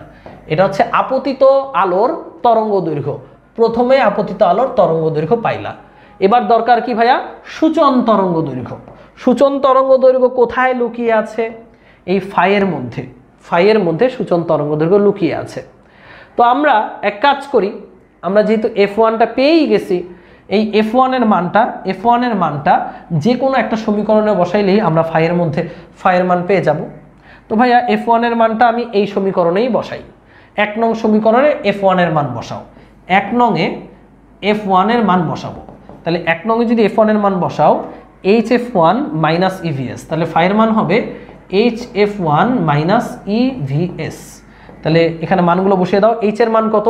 6.636 ইন্টু 10 ইনভার্স 34, এটার সাথে F1টা গুণন দিবা 1.543 ইন্টু 10 টু দি পাওয়ার 15, ঠিক আছে, মাইনাস EVS, ই কত 1.6 ইন্টু 10 ইনভার্স 19, 10 ইনভার্স 19, এটার সাথে গুণ হবে VS 4.8, যেহেতু 1 নং সমীকরণ 4.8, 1 সেকেন্ড, হ্যাঁ এটার সাথে গুণ হবে VS, ও শিট, হ্যাঁ ইন্টু 4.8 ইন্টু 4.8, ঠিক আছে। ক্যালকুলেশন করলে পাচ্ছি আমরা 2.559 ইন্টু 10 ইনভার্স 19 জুল। এটার ফাইয়ের মান পাবো 2.559 ইন্টু 10 ইনভার্স 19 জুল। আমাদের তো ফাই দরকার নেই, আমার দরকার হচ্ছে ফাইয়ের মধ্যে যেই ল্যামডাটা লুকিয়ে আছে তাকে বের করা। তো এই যে এখানে আমি করতেছি, ফাই সমান আমরা জানি HC বাই ল্যামডা নট, তাহলে ল্যামডা নট হবে HC বাই ফাই। তো এবার মানগুলো বসাও। ফাই কত ভাইয়া? 2.559 ইন্টু 10 ইনভার্স 19, আর H কত? 6.636 10 ইনভার্স 34, C হচ্ছে 3 ইন্টু 10 টু দি পাওয়ার 8। পুরা বোর্ডই ক্যালকুলেশন আর calculation. 6.636 into 636 into 10 inverse 34 into 3 into 10 to the power 8 divided by পাবো 2.559 ইন্টু 10 ইনভার্স 19, ডান, 10 ইনভার্স 19 ডান, ডান করলে আসতেছে 7.7796 10 ইনভার্স 7 ন্যানোমিটারে নিব 10 ইনভার্স 9 দ্বারা ভাগ করে, তাহলে আমরা পাচ্ছি 777। তাহলে ল্যামডা নটের মান হচ্ছে 777.96 ন্যানোমিটার। এটা হচ্ছে ল্যামডা নটের মান, এটা হচ্ছে ল্যামডা 1 এর মান। বলছে সূচন তরঙ্গ দৈর্ঘ্য ও প্রথমে আপতিত তরঙ্গ দৈর্ঘ্যের অনুপাত। তাহলে এই যে লাল কালার দিয়ে আমি অনুপাতটা বের করতেছি, অর্থাৎ সূচন তরঙ্গ দৈর্ঘ্য ল্যামডা নট, সূচন তরঙ্গ দৈর্ঘ্য ল্যামডা নট ডিভাইডেড বাই আপতিত তরঙ্গ দৈর্ঘ্য ল্যামডা 1 এর অনুপাত। সূচন তরঙ্গ দৈর্ঘ্য হচ্ছে 777.96 আর আপতিত তরঙ্গ দৈর্ঘ্য হচ্ছে 194.41 ডিভাইডেড বাই 194.41। দীর্ঘ প্রতীক্ষার পর আমরা এটার উত্তর পেলাম 4, and this is the answer। অঙ্ক কিন্তু সহজ, ক্যালকুলেশনটা অনেক বড়। That's it. ফার্স্টে কি করলাম? দুইটা ইকুয়েশন প্রডিউস করলাম, ইকুয়েশন থেকে আমরা আপতিত আলোর কম্পাঙ্ক F1টা বের করলাম, এই F1টা থেকে আমরা আপতিত আলোর তরঙ্গ দৈর্ঘ্য বের করলাম। এরপর এই F1 এর মানটা যে কোনো একটা সমীকরণে বসিয়ে আমরা কার্যাপেক্ষক বের করলাম, কার্যাপেক্ষক থেকে সূচন তরঙ্গ দৈর্ঘ্য বের করলাম, এরপর অনুপাত করে দিলাম, চলে আসলো 4। এখন আমরা বুয়েট অ্যাডমিশন টেস্টে আসা আরেকটা অসাম ম্যাথ সলভ করব। এই ম্যাথে বলেছে এজি এবং এইউ এর সূচন কম্পাঙ্ক, অর্থাৎ এই কম্পাঙ্কটা হচ্ছে এজি এর আর এই সূচন কম্পাঙ্ক হচ্ছে এইউ এর। যেহেতু দুইটা ভিন্ন ম্যাটেরিয়াল, সূচন কম্পাঙ্ক ভিন্ন হবে স্বাভাবিক। এদের নিবৃত্তি বিভবও বলে দিচ্ছে ভিন্ন ভিন্ন। তো বলছে প্লাঙ্কের ধ্রুবক এবং উভয়ের কার্য অপেক্ষক নির্ণয় করো। সো যেহেতু প্লাঙ্কের ধ্রুবক নির্ণয় করতে বলছে, তোমার নির্ণয় করতেই হবে। তুমি যদি জাস্ট মুখস্থ লিখে দাও তাহলে কিন্তু তুমি মার্কস পাবা না। তো প্লাঙ্কের ধ্রুবক এবং কার্যাপেক্ষক যদি বের করতে হয়, আমরা প্রথমত আমরা এখানে একই পরিমাণ আলোকরশ্মি ফেলছি, একই শক্তির আলোকরশ্মি ফেলছি, তাই না? তো আমরা যদি ইকুয়েশন লিখি, তুমি আলোকরশ্মি ফেলছো HF ইজ ইকুয়াল টু লিখতে পারবা phi of A G plus e into V of A G. এইটা কিন্তু ভোল্টেজ, এজি এর ভোল্টেজ, তাই না?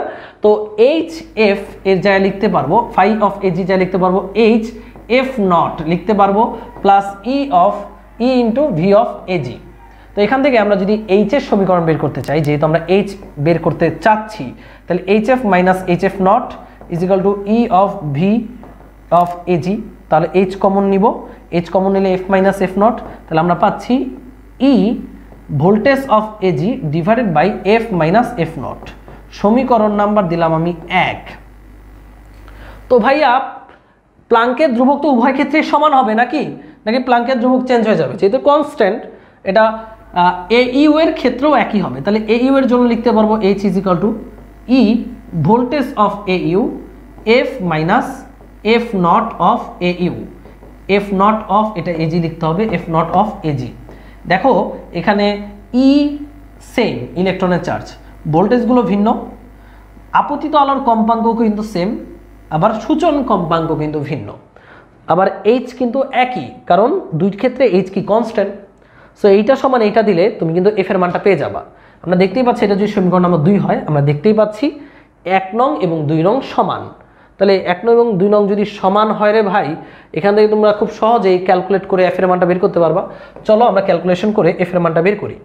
এখানে ই ইন্টু ভি অফ এজি, ই কত 1.6 ইন্টু 10 ইনভার্স 19, তাই না, ইন্টু ভি কত এজি এর ভোল্টেজ নিবৃত্তি বিভব 2.25, তাহলে উপরে পাচ্ছি 3.6 ইন্টু 10 ইনভার্স 19, তাহলে উপরে পাবো 3.6 ইন্টু 10 ইনভার্স 19, আর নিচে হচ্ছে এফ এর মানটা জানা নাই, আপতিত আলোর কম্পাঙ্ক জানা নাই, বাট এজি এর সূচন কম্পাঙ্ক জানা আছে 6.033 ইন্টু 10 টু দি পাওয়ার 14, তাই না, ইজ ইকুয়াল টু উপরে কি লিখতে পারবো E into V of voltage of A you.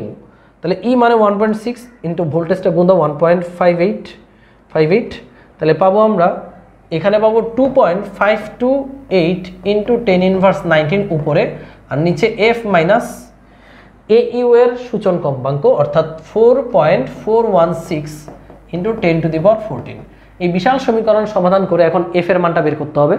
সহজ, অনেক সহজ, কিন্তু এটা কেটে দাও, এবার আর গুণন করে দাও, আর গুণন করলে 3.6 এর সাথে এফ গুণ হবে, তাহলে 3.6 এফ হবে, মাইনাস 3.6 এর সাথে এটা গুণ দিবা, 3.6 ইন্টু 4.416, তাহলে আমরা পাবো 15.89 into 10 to the power 14 is equal two, আবার আর গুণন করো এদিকে হচ্ছে 2.528 এফ মাইনাস এটার সাথে এটা গুণ হবে 6.033 ইন্টু 2.528, পাবো 15.251 ইন্টু 15.251 ইন্টু 10 টু দি পাওয়ার 14, এরকমই তো পাবো নাকি।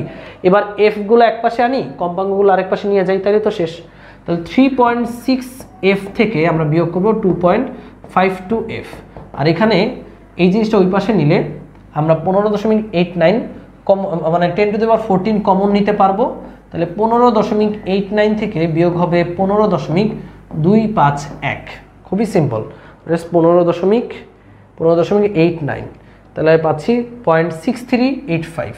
তাহলে এফ যদি কমন নাও, এখানে উপরে থাকবে 0.6385 ইন্টু 10 টু দি পাওয়ার 14, এই যে এটা বিয়োগ করলে, আর নিচে চলে আসবে 3.6 মাইনাস 2.52, 3.6 মাইনাস 2.52 অর্থাৎ 1.08।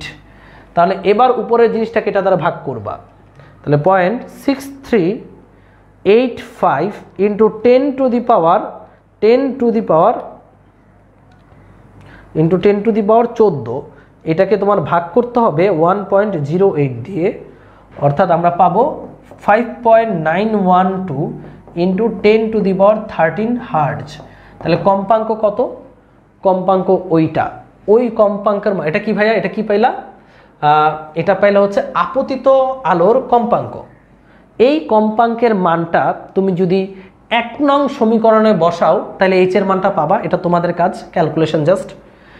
এবার এই কম্পাঙ্কের মানটা তুমি 1 নং এ বসা, তুমি এইচ এর মানটা পেলা। এবার আমার লাগবে কি, তাহলে প্লাঙ্কের ধ্রুবক পেয়ে গেলা, কম্পাঙ্ক তো বের করতে বলেনি, তোমাকে প্লাঙ্কের ধ্রুবক বের করতে বলছে। এফ এর মানটা, এই এফ এর মানটা 1 নং এ ইনপুট করবা, তুমি এইচ পেয়ে যাবা, এটা হচ্ছে একটা অ্যান্সার। ওকে, এরপর কি বলছে, উভয়ের কার্যাপেক্ষক নির্ণয় করো। কার্যাপেক্ষক মানে কি ভাইয়া, কার্যাপেক্ষক মানে ফাই সমান ফাই 1 সমান এইচ এফ নট, তাই না। এইচ এর মানটা তুমি পেয়েছো, এফ নট তো দেয়া আছে, এফ নট অফ এজি দেয়া আছে। একইভাবে ফাই টু, তাহলে এইচ এর মান তো তুমি পেয়েছো, F not of A you দেয়া আছে, তাহলে উভয়ের কার্যাপেক্ষক বের হয়ে আসবে। সো অঙ্কটা কিন্তু খুবই সহজ, জাস্ট অল ইজ বীজগণিত। সো বীজগণিত করতে পারলে অঙ্কটা পারবা, দ্যাটস ইট। পরবর্তী প্রশ্নতে চলে যাই। কোনো একটি 1.8 ইলেকট্রন ভোল্ট কার্য অপেক্ষক, তাহলে কার্যাপেক্ষক বলে দিছে 1.8 ইলেকট্রন ভোল্ট, অর্থাৎ ফাইয়ের মান বলে দিছে। ধাতুতে 400 ন্যানোমিটার আপতিত তরঙ্গ দৈর্ঘ্য আপতিত হলো, তাহলে এটা হচ্ছে আপতিত তরঙ্গ দৈর্ঘ্য λ1। নির্গত হওয়া ইলেকট্রনগুলোর নিবৃত্তি বিভব কত?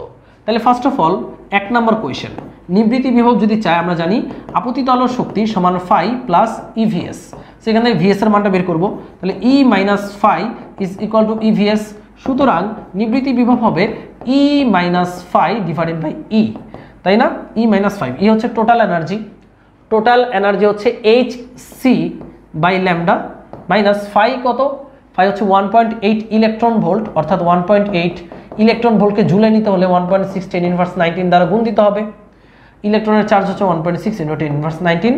তোমরা খুব সুন্দর করে নিবৃত্তি বিভবটা পেয়ে যাবা, কারণ ল্যামডার মান বলা আছে 400 ন্যানোমিটার। দেন নির্গত ইলেকট্রনগুলোর সর্বোচ্চ গতিবেগ কত? ভাইয়া সর্বোচ্চ গতিবেগ বলতে ভ্যালোসিটি চাইছে। তো তুমি যখন নিবৃত্তি বিভব পাইলা, নিবৃত্তি বিভবটা হিসাব করি, এইচ হচ্ছে 6.636 × 10 ইনভার্স 34 ইন্টু সি হচ্ছে 3 × 10⁸ ডিভাইডেড বাই ল্যামডা কত ভাইয়া? ল্যামডা হচ্ছে 400 ন্যানোমিটার, 400 × 10 ইনভার্স 9। ক্যালকুলেশন করলে পাচ্ছি 4.977 10 ইনভার্স 19, তো মাইনাস 1.8 × 1.6 × 10 ইনভার্স 19, 10 ইনভার্স 19, তাহলে 2.097 × 10 inverse 19 divided by 1.6, 2.097 divided by 1.6, আমরা পাবো এখানে 1.31, অর্থাৎ আমরা নিবৃত্তি বিভবের মান পাবো 1.31 ভোল্ট। এটা হচ্ছে নিবৃত্তি বিভবের মান। এই বিভব থেকে বেগ বের করতে পারবো, কারণ আমরা জানি EVS ½ m v max square. বেগ বের করতে বলছে, তাহলে v max হবে √2 × EVS ডিভাইডেড বাই m, ইলেকট্রনের ভর।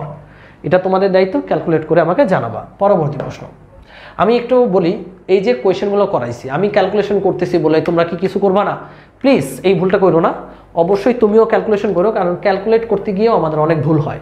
ক্যালকুলেট করে আমার সাথে মিলতেছে কিনা বা আমি কোথাও ভুল করতেছি কিনা সেটাও একটু আমাকে ধরিয়ে দিও, ওকে? পরবর্তী প্রশ্ন, একটি 40 ওয়াটের বাতি, ওয়াও অসাম একটা কোশ্চেন, এটা বুয়েট এবং বুটেক্স দুই জায়গাতেই এসেছে। তো এই অসাম কোশ্চেনটি অসামভাবে সলভ করি, চলো। একটি 40 ওয়াটের বাতি থেকে সবুজ আলোর তরঙ্গ দৈর্ঘ্য বলে দিছে বিকিরিত হচ্ছে। তো এই যে আলোটা বিকিরিত হচ্ছে, বাতিটির তড়িৎ শক্তির 3% যদি আলোক শক্তিতে রূপান্তরিত হয়, তাহলে প্রতি সেকেন্ডে কয়টা ফোটন বের হচ্ছে? অস্থির লেভেলের কোয়েশ্চেন। তো ভাইয়া ল্যামডা কত? 555 ন্যানোমিটার। তো ভাইয়া যেই ফোটনটা বের হচ্ছে এই বাতি থেকে, যেই ফোটনটা, ফোটন মানে ভাইয়া বলা হয় আলোর কণা, আলোকে কণা হিসেবে কল্পনা করলে সেই কণাকে বলা হয় ফোটন। তো এই যে আলো ফোটন বের হচ্ছে, এই ফোটনের শক্তি কত? লিখো, নির্গত ফোটনের শক্তি, নির্গত ফোটনের শক্তি, প্রতিটি ফোটনের শক্তি সমান হবে, এটার নাম দিলাম আমি W0 সমান HF বা HC বাই ল্যামডা। তাহলে H কত? H হচ্ছে 6.636 × 10 ইনভার্স 34 ইন্টু সি হচ্ছে 3 × 10⁸, আর ল্যামডা কত ভাইয়া? তরঙ্গ দৈর্ঘ্য 555 ন্যানোমিটার, 555 × 10 ইনভার্স 9। ক্যালকুলেশন করো, 6.636 × 10 inverse 34 into 3 × 10⁸ divided by 555 × 10 inverse 9। এই টার্মটা কিন্তু বারবার আসতেছে, তাহলে আমরা পাচ্ছি 3.587 × 10 ইনভার্স 19 জুল, 10 ইনভার্স 19 জুল। এটা হচ্ছে নির্গত ফোটনের শক্তি। কয়টা ফোটনের শক্তি? প্রতিটি ফোটনের শক্তি, প্রতিটি ফোটন এই শক্তি নিয়ে নির্গত হচ্ছে। তো বলছে আমাদের যে বাতিটা, সেই বাতির পাওয়ার কত? 40 ওয়াট, আর এই 40 ওয়াটের 3% আলোক শক্তিতে রূপান্তর হয়। 40 ওয়াট ক্ষমতা বলতে কি বোঝায়? 40 ওয়াট ক্ষমতা P সমান W/T, জানি কি না? 40 ওয়াট ক্ষমতা বলতে বোঝায় প্রতি সেকেন্ডে 40 জুল, মানে উপরে যদি মনে করো 40 বসাই, নিচে যদি 1 সেকেন্ড বসাই, আমরা 40 ওয়াট লিখতে পারি। অর্থাৎ প্রতি সেকেন্ডে 40 জুল তাপ, মানে 40 জুল শক্তি সে ব্যয় করে, তাই না? তো এটা হচ্ছে তার ক্ষমতা, 1 সেকেন্ডে 40 জুল শক্তি, তাহলে এটা 40 ওয়াট। এই 40 ওয়াটের কত পার্সেন্ট আলোক শক্তিতে রূপান্তর হয়? 3%। তাহলে আলোক শক্তিতে রূপান্তর হচ্ছে কতটুকু? আলোক শক্তি, আলোক শক্তি মানেই ভাইয়া ফোটনের শক্তি। আলোক শক্তিতে রূপান্তর হচ্ছে 40 জুল এর 3%, 3% মানে 3/100। তাহলে কত হচ্ছে? 40 ইন্টু 3 ডিভাইডেড বাই 100। অনেকে বলতে পারো ভাইয়া 40 জুল কেন?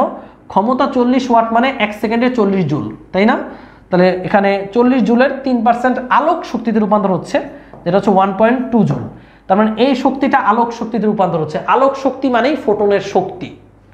তার মানে বুঝতেই পারতেছি 1.2 হচ্ছে সর্বমোট ফোটনের শক্তি, আর এটা হচ্ছে প্রতিটি ফোটনের শক্তি। তাহলে ভাই আমরা বুঝতেই পারতেছি সর্বমোট শক্তি হইতে হবে 1.2 জুল, প্রতিটি ফোটনের শক্তি হচ্ছে এটা। তাহলে n সংখ্যক ফোটনের সর্বমোট শক্তি হইতে হবে 1.2। তাহলে একটি ফোটনের শক্তি হচ্ছে এইটা W0। তাহলে W0 ইন্টু n সংখ্যক ফোটনের শক্তি হইতে হবে 1.2। তাহলে n ইন্টু W0 হবে 1.2। তাহলে n এর মান বা ফোটনের সংখ্যা হবে 1.2 ডিভাইডেড বাই একটি ফোটনের শক্তি 3.587 ইন্টু 10⁻19। ক্যালকুলেশন করলে কত হয় ভাইয়া? 1.2 কে তুমি ভাগ করবা কত দিয়ে?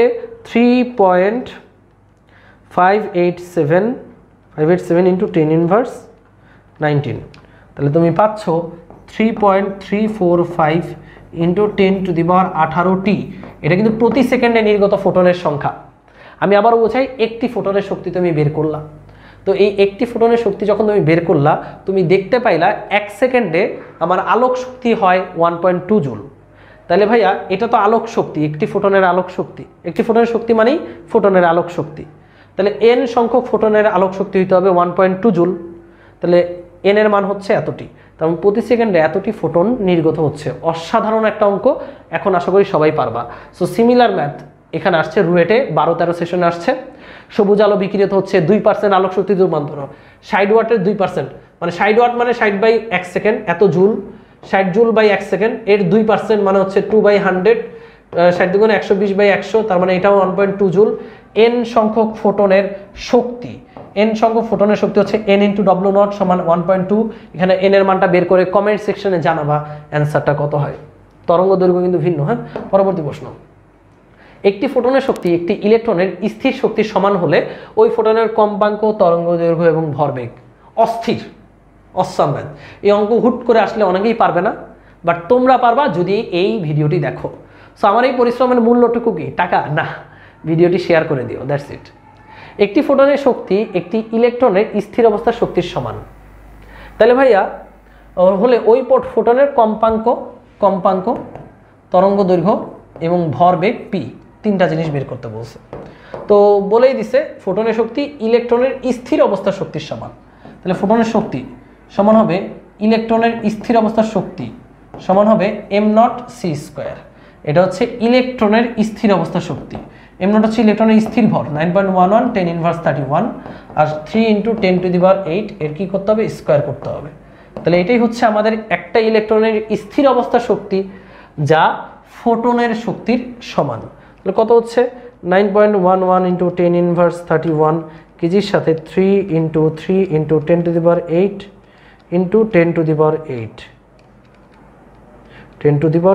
গুণন করলাম, আমরা পাচ্ছি 8.199 × 10⁻14 জুল।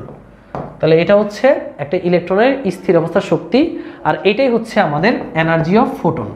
বলে দিছে, প্রশ্নই বলে দিছে এটা। বলছে ওই ফোটনের কম্পাঙ্ক, তরঙ্গ দৈর্ঘ্য। তো ভাই এখান থেকে সব শেষ। তাহলে আমরা জানি এনার্জি অফ ফোটন, কম্পাঙ্ক কত হবে? কম্পাঙ্কটা আমরা সবুজ কালার দিয়ে লিখি। আমরা জানি কম্পাঙ্ক, এটার জায়গায় লিখতে পারবো h ইন্টু ফোটনের কম্পাঙ্ক fp সমান এই যে এনার্জি 8.199 × 10⁻14। তাহলে এখান থেকে ফোটনের কম্পাঙ্ক বের করতে পারতেছি 8.199 × 10⁻14 ডিভাইডেড বাই h হচ্ছে 6.636 × 10⁻34। তো ক্যালকুলেশন করো, অ্যান্সার ডিভাইডেড বাই 6.636 × 10⁻34, 10 ইনভার্স 34। ক্যালকুলেশনগুলো আমরা পাচ্ছি ফোটনের কম্পাঙ্ক 1.235 into 10 to the power 20 hertz. এই গেল ফোটনের কম্পাঙ্ক। এবার তরঙ্গ দৈর্ঘ্য ভাইয়ারা, তরঙ্গ দৈর্ঘ্য কত হবে? তরঙ্গ দৈর্ঘ্য হচ্ছে কম্পাঙ্ক এফ সমান সি বাই ল্যামডা, তাহলে ল্যামডা সমান হবে সি বাই এফ, তাহলে সি হচ্ছে 3 ইন্টু 10 টু দি পাওয়ার 8 আর সরি ল্যামডা সমান হবে সি বাই এফ। তাহলে এফ এর মান কত? এফ এর মান হচ্ছে 1.235 into 10 to the power 20। Calculation করো, 3 into 10 to the power 8 divided by answer. তাহলে আমরা পাচ্ছি তরঙ্গ দৈর্ঘ্য 2.428 ইন্টু 10 ইনভার্স 12 মিটার। এটা হচ্ছে তরঙ্গ দৈর্ঘ্য গেল। এবার ভরবেগ ভাইয়া, তরঙ্গ দৈর্ঘ্য পাওয়া মানে তুমি ভরবেগ পাইছো, কারণ ডি ব্রগলি নামে একজন বিখ্যাত বিজ্ঞানী তরঙ্গ দৈর্ঘ্য এবং ভরবেগের মধ্যে সম্পর্ক দিছিল, যেটাকে বলা হয় ডি ব্রগলির ইকুয়েশন। সেটা হচ্ছে ল্যামডা সমান এইচ বাই পি। না জানলে জেনে নাও, আমি আশা রাখি সবাই এটা জানো। ল্যামডা সমান এইচ বাই পি, তাহলে পি সমান হবে এইচ বাই ল্যামডা। এইচ এর মান কত? একই জিনিস 6.636 10 ইনভার্স 34, আর পি এর মান হচ্ছে আর ল্যামডার মান হচ্ছে 2.428 ইন্টু 10 ইনভার্স 12। ক্যালকুলেশন করে অ্যান্সারটা কমেন্ট সেকশনে জানাবা। সেই জোহর থেকে শুরু করছি, অলরেডি মাগরিব হয়েছে, আরও বাকি আছে। মাগরিবের নামাজের পর আমরা আবারও ফিরে আসলাম। সো এখন আমরা যে অঙ্কটি করব তা চুয়েট 2008-9 সেশন এসেছে। কোনো ধাতব পাত্রের কার্য অপেক্ষক 4 ইলেকট্রন ভোল্ট। তোমরা জানো কার্য অপেক্ষক মানে ফাই 4 ইলেকট্রন ভোল্ট। আমরা যদি জুলে নেই 4 ইন্টু 1.6 ইন্টু 10 ইনভার্স 19 জুল। ওকে, সো এর উপর 10 টু দি পাওয়ার 15 হার্জ কম্পাঙ্কের আলোকরশ্মি আপতিত হলে উক্ত ধাতব পাত্র হতে কোনো ইলেকট্রন নিঃসৃত হবে নাকি হবে না। তো কার্যাপেক্ষক দিয়ে দিছে, তো আমাদের বের করতে হবে। এখানে কার্যাপেক্ষক দিছে, আপতিত আলোকরশ্মির কম্পাঙ্ক দিছে, তাহলে আপতিত আলোকরশ্মির শক্তি কত? আপতিত আলোকরশ্মির শক্তি হচ্ছে এইচ এফ। এইচ কত ভাইয়া? 6.636 ইন্টু 10 ইনভার্স 34, এবং এফ হচ্ছে তোমার আপতিত আলোকরশ্মির কম্পাঙ্ক, যেটা বলা আছে 10 to the power 15 hertz. So এটা যদি তুমি ক্যালকুলেট করো কত পাবে ভাইয়ারা? 6.636 into 10 inverse 34 into 10 to the power 15, আমরা পাবো 6.636 ইন্টু 10 ইনভার্স 19 জুল। আর এইটা ক্যালকুলেশন করলে জানি কত পাই ভাইয়া? 4 ইন্টু 1.6, তাহলে আমরা এখানে পাচ্ছি 6.4 ইন্টু 10 ইনভার্স 19 জুল। সো এবার একটা জিনিস খেয়াল করো, প্রথমে বলছে ইলেকট্রন নিশ্চিত হবে কিনা। তো ভাই একটা ধাতুর কার্য অপেক্ষক হচ্ছে 6.4 ইন্টু 10 ইনভার্স 19, আর তাতে তুমি আপতিত করছো 6.636 ইন্টু 10 ইনভার্স 19। কোনটা বড়? অবশ্যই আপতিত আলোকরশ্মির এনার্জিটা কার্যাপেক্ষকের চেয়ে বেশি। তার মানে অবশ্যই ইলেকট্রন ছোটানোর জন্য যে পরিমাণ শক্তি দরকার, কার্যাপেক্ষকের পরিমাণ শক্তি দরকার, সে অবশ্যই এখান থেকে যোগান দিতে পারবে, তাহলে অবশ্যই ইলেকট্রন ছুটবে। এবার বলছে যদি ইলেকট্রন নিঃসৃত হয় তবে কত গতি নিয়ে ইলেকট্রন নিঃসৃত হতে পারে। সো খুবই সিম্পল, আমরা জানি তার মানে এখানে কি ইলেকট্রন ছুটবে, ইলেকট্রন কি ভাইয়া? ছুটবে বা নিঃসৃত হবে। ওকে, এরপর কত গতি নিয়ে নিঃসৃত হবে, অর্থাৎ ইলেকট্রনের বেগ। আমরা জানি আপতিত আলোকরশ্মির শক্তি ইজ ইকুয়াল টু কার্যাপেক্ষক প্লাস কে ম্যাক্স, তাই না বাচ্চারা? তো কে ম্যাক্স সমান হবে total energy minus phi. So total energy থেকে ফাইটা বিয়োগ করে দাও, 6.636 মাইনাস 6.4 তাহলে আমরা পাবো 2.36, সরি 2.36 না, আমরা পাবো হচ্ছে 2.36 ইন্টু 10 ইনভার্স 20, এটা পাবো আমরা। এটা হচ্ছে কে ম্যাক্স বা সর্বোচ্চ গতিশক্তি, যেটাকে আমরা লিখতে পারি half M V max square. So আমরা ভি ম্যাক্সের মান বের করতে চাইলে ভি ম্যাক্স হবে √2 into 2.36 into 10 inverse 20 divided by ইলেকট্রনের ভর। তো ইলেকট্রনের ভর কত? ইলেকট্রনের ভর আমরা সবাই জানি, আমাদের অ্যান্সারের সাথে গুণ হবে অ্যান্সার কত? অ্যান্সার হচ্ছে আমাদের 2.36 10 inverse 1 into 10 inverse 19 into 2 divided by M হচ্ছে 9.11 ইন্টু 10 ইনভার্স 31 কেজি। তাহলে আমরা এমকে ভাগ দিয়ে এই জিনিসটা রুট করলেই অ্যান্সারটা পেয়ে যাব। আমরা ইলেকট্রনের বেগ পাবো 2.276 into 10 to the power 5 metre per second. অর্থাৎ ইলেকট্রন এত বেগ নিয়ে নিঃসৃত হবে। খুবই সুন্দর একটা অঙ্ক, আশা করি সবাই পারবা। এবার আমরা খুব সুন্দর একটি ম্যাথ করব।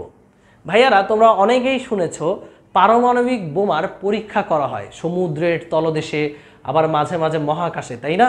সো ঠিক তেমনই একটি পরীক্ষা রিলেটেড এই অঙ্কটি। চলো অঙ্কটির বিবৃতিটি পড়ে নিই। অঙ্কে বলেছে 100 কেজি ভরের একটি বস্তুকে বস্তুভাবে পারমাণবিক বোমা ভাবতে পারো। পৃথিবীর এই ই নামক স্থান থেকে 0.8 সি বেগে নিক্ষেপ করা হলো।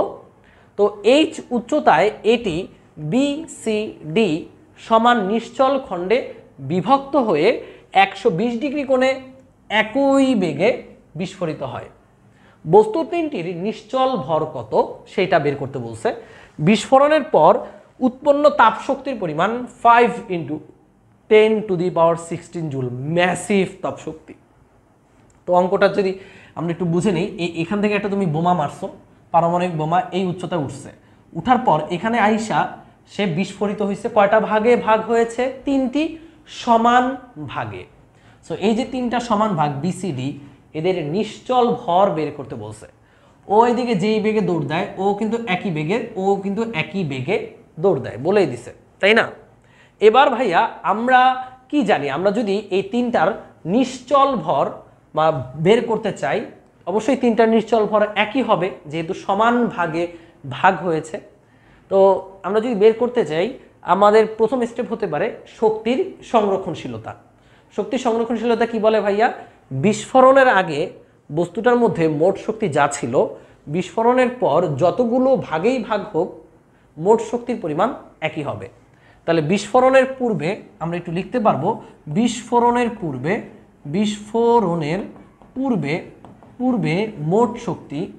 মোট শক্তি ইজ ইকুয়াল টু হবে পরে মোট শক্তি, তাই না? পরে মোট শক্তি। সো আন্ডু বাচ্চুস, এবার জাস্ট আমরা শক্তি সংরক্ষণশীলতার নীতি বসাবো আর ধামাধাম আমাদের অঙ্কটা হয়ে যাবে। সো এখন যেটা করা যাবে সেটা হচ্ছে, এই বিস্ফোরণের আগে বস্তু ছিল কয়টা? একটা, তাহলে তার মোট শক্তি হচ্ছে mc²। আর বিস্ফোরণের পর, আচ্ছা mc² না দিয়ে এখানে E1 লিখি, E1। বিস্ফোরণের পর সে কয় ভাগে ভাগ হয়েছে? 3 ভাগে। তাহলে 3টা ভাগের মোট শক্তি হচ্ছে EB plus EC plus ED, এটা হচ্ছে মোট শক্তি। প্লাস আমাদের এই মোট শক্তির সাথে অ্যাড হবে যে পরিমাণ তাপ শক্তিটা উৎপন্ন হয়েছে, যেহেতু এটা বিস্ফোরণের পরেই উৎপন্ন হয়েছে, তাহলে 5 × 10⁻16 জুল, তাই তো? এবার বলেন তো বিস্ফোরণের পূর্বে প্রথম বস্তুটির মোট শক্তি হচ্ছে mc², যেখানে m হচ্ছে সচল ভর, c হচ্ছে আলোর বেগ। তো ভাইয়া বি বস্তুর মোট শক্তি কত হবে? বি বস্তুর মোট শক্তি হবে mb × c²। সি বস্তুর মোট শক্তি কত হবে? mc × c²। ডি বস্তুর মোট শক্তি কত হবে? md × c² plus 5 × 10⁻16 joule. এবার মজার ব্যাপার হচ্ছে এই 3টা ভাগ সমান ভাগ, আমরা অবশ্যই এই 3টাকে সমান সমান লিখতে পারি। অর্থাৎ আমরা লিখতে পারবো mb = mc = md। বলতে পারো ভাইয়া এরা তো গতিশীল ভর, এরা কিভাবে সমান হয়? প্রত্যেকটা একই বেগে গতিশীল হয়েছে, বলেই দিছে, তার মানে গতিশীল ভরও কি হবে? সমান হবে। যেহেতু স্থির ভর সমান, একই বেগে গতিশীল হয়েছে, তাহলে এগুলোও কি হবে? সমানই হবে।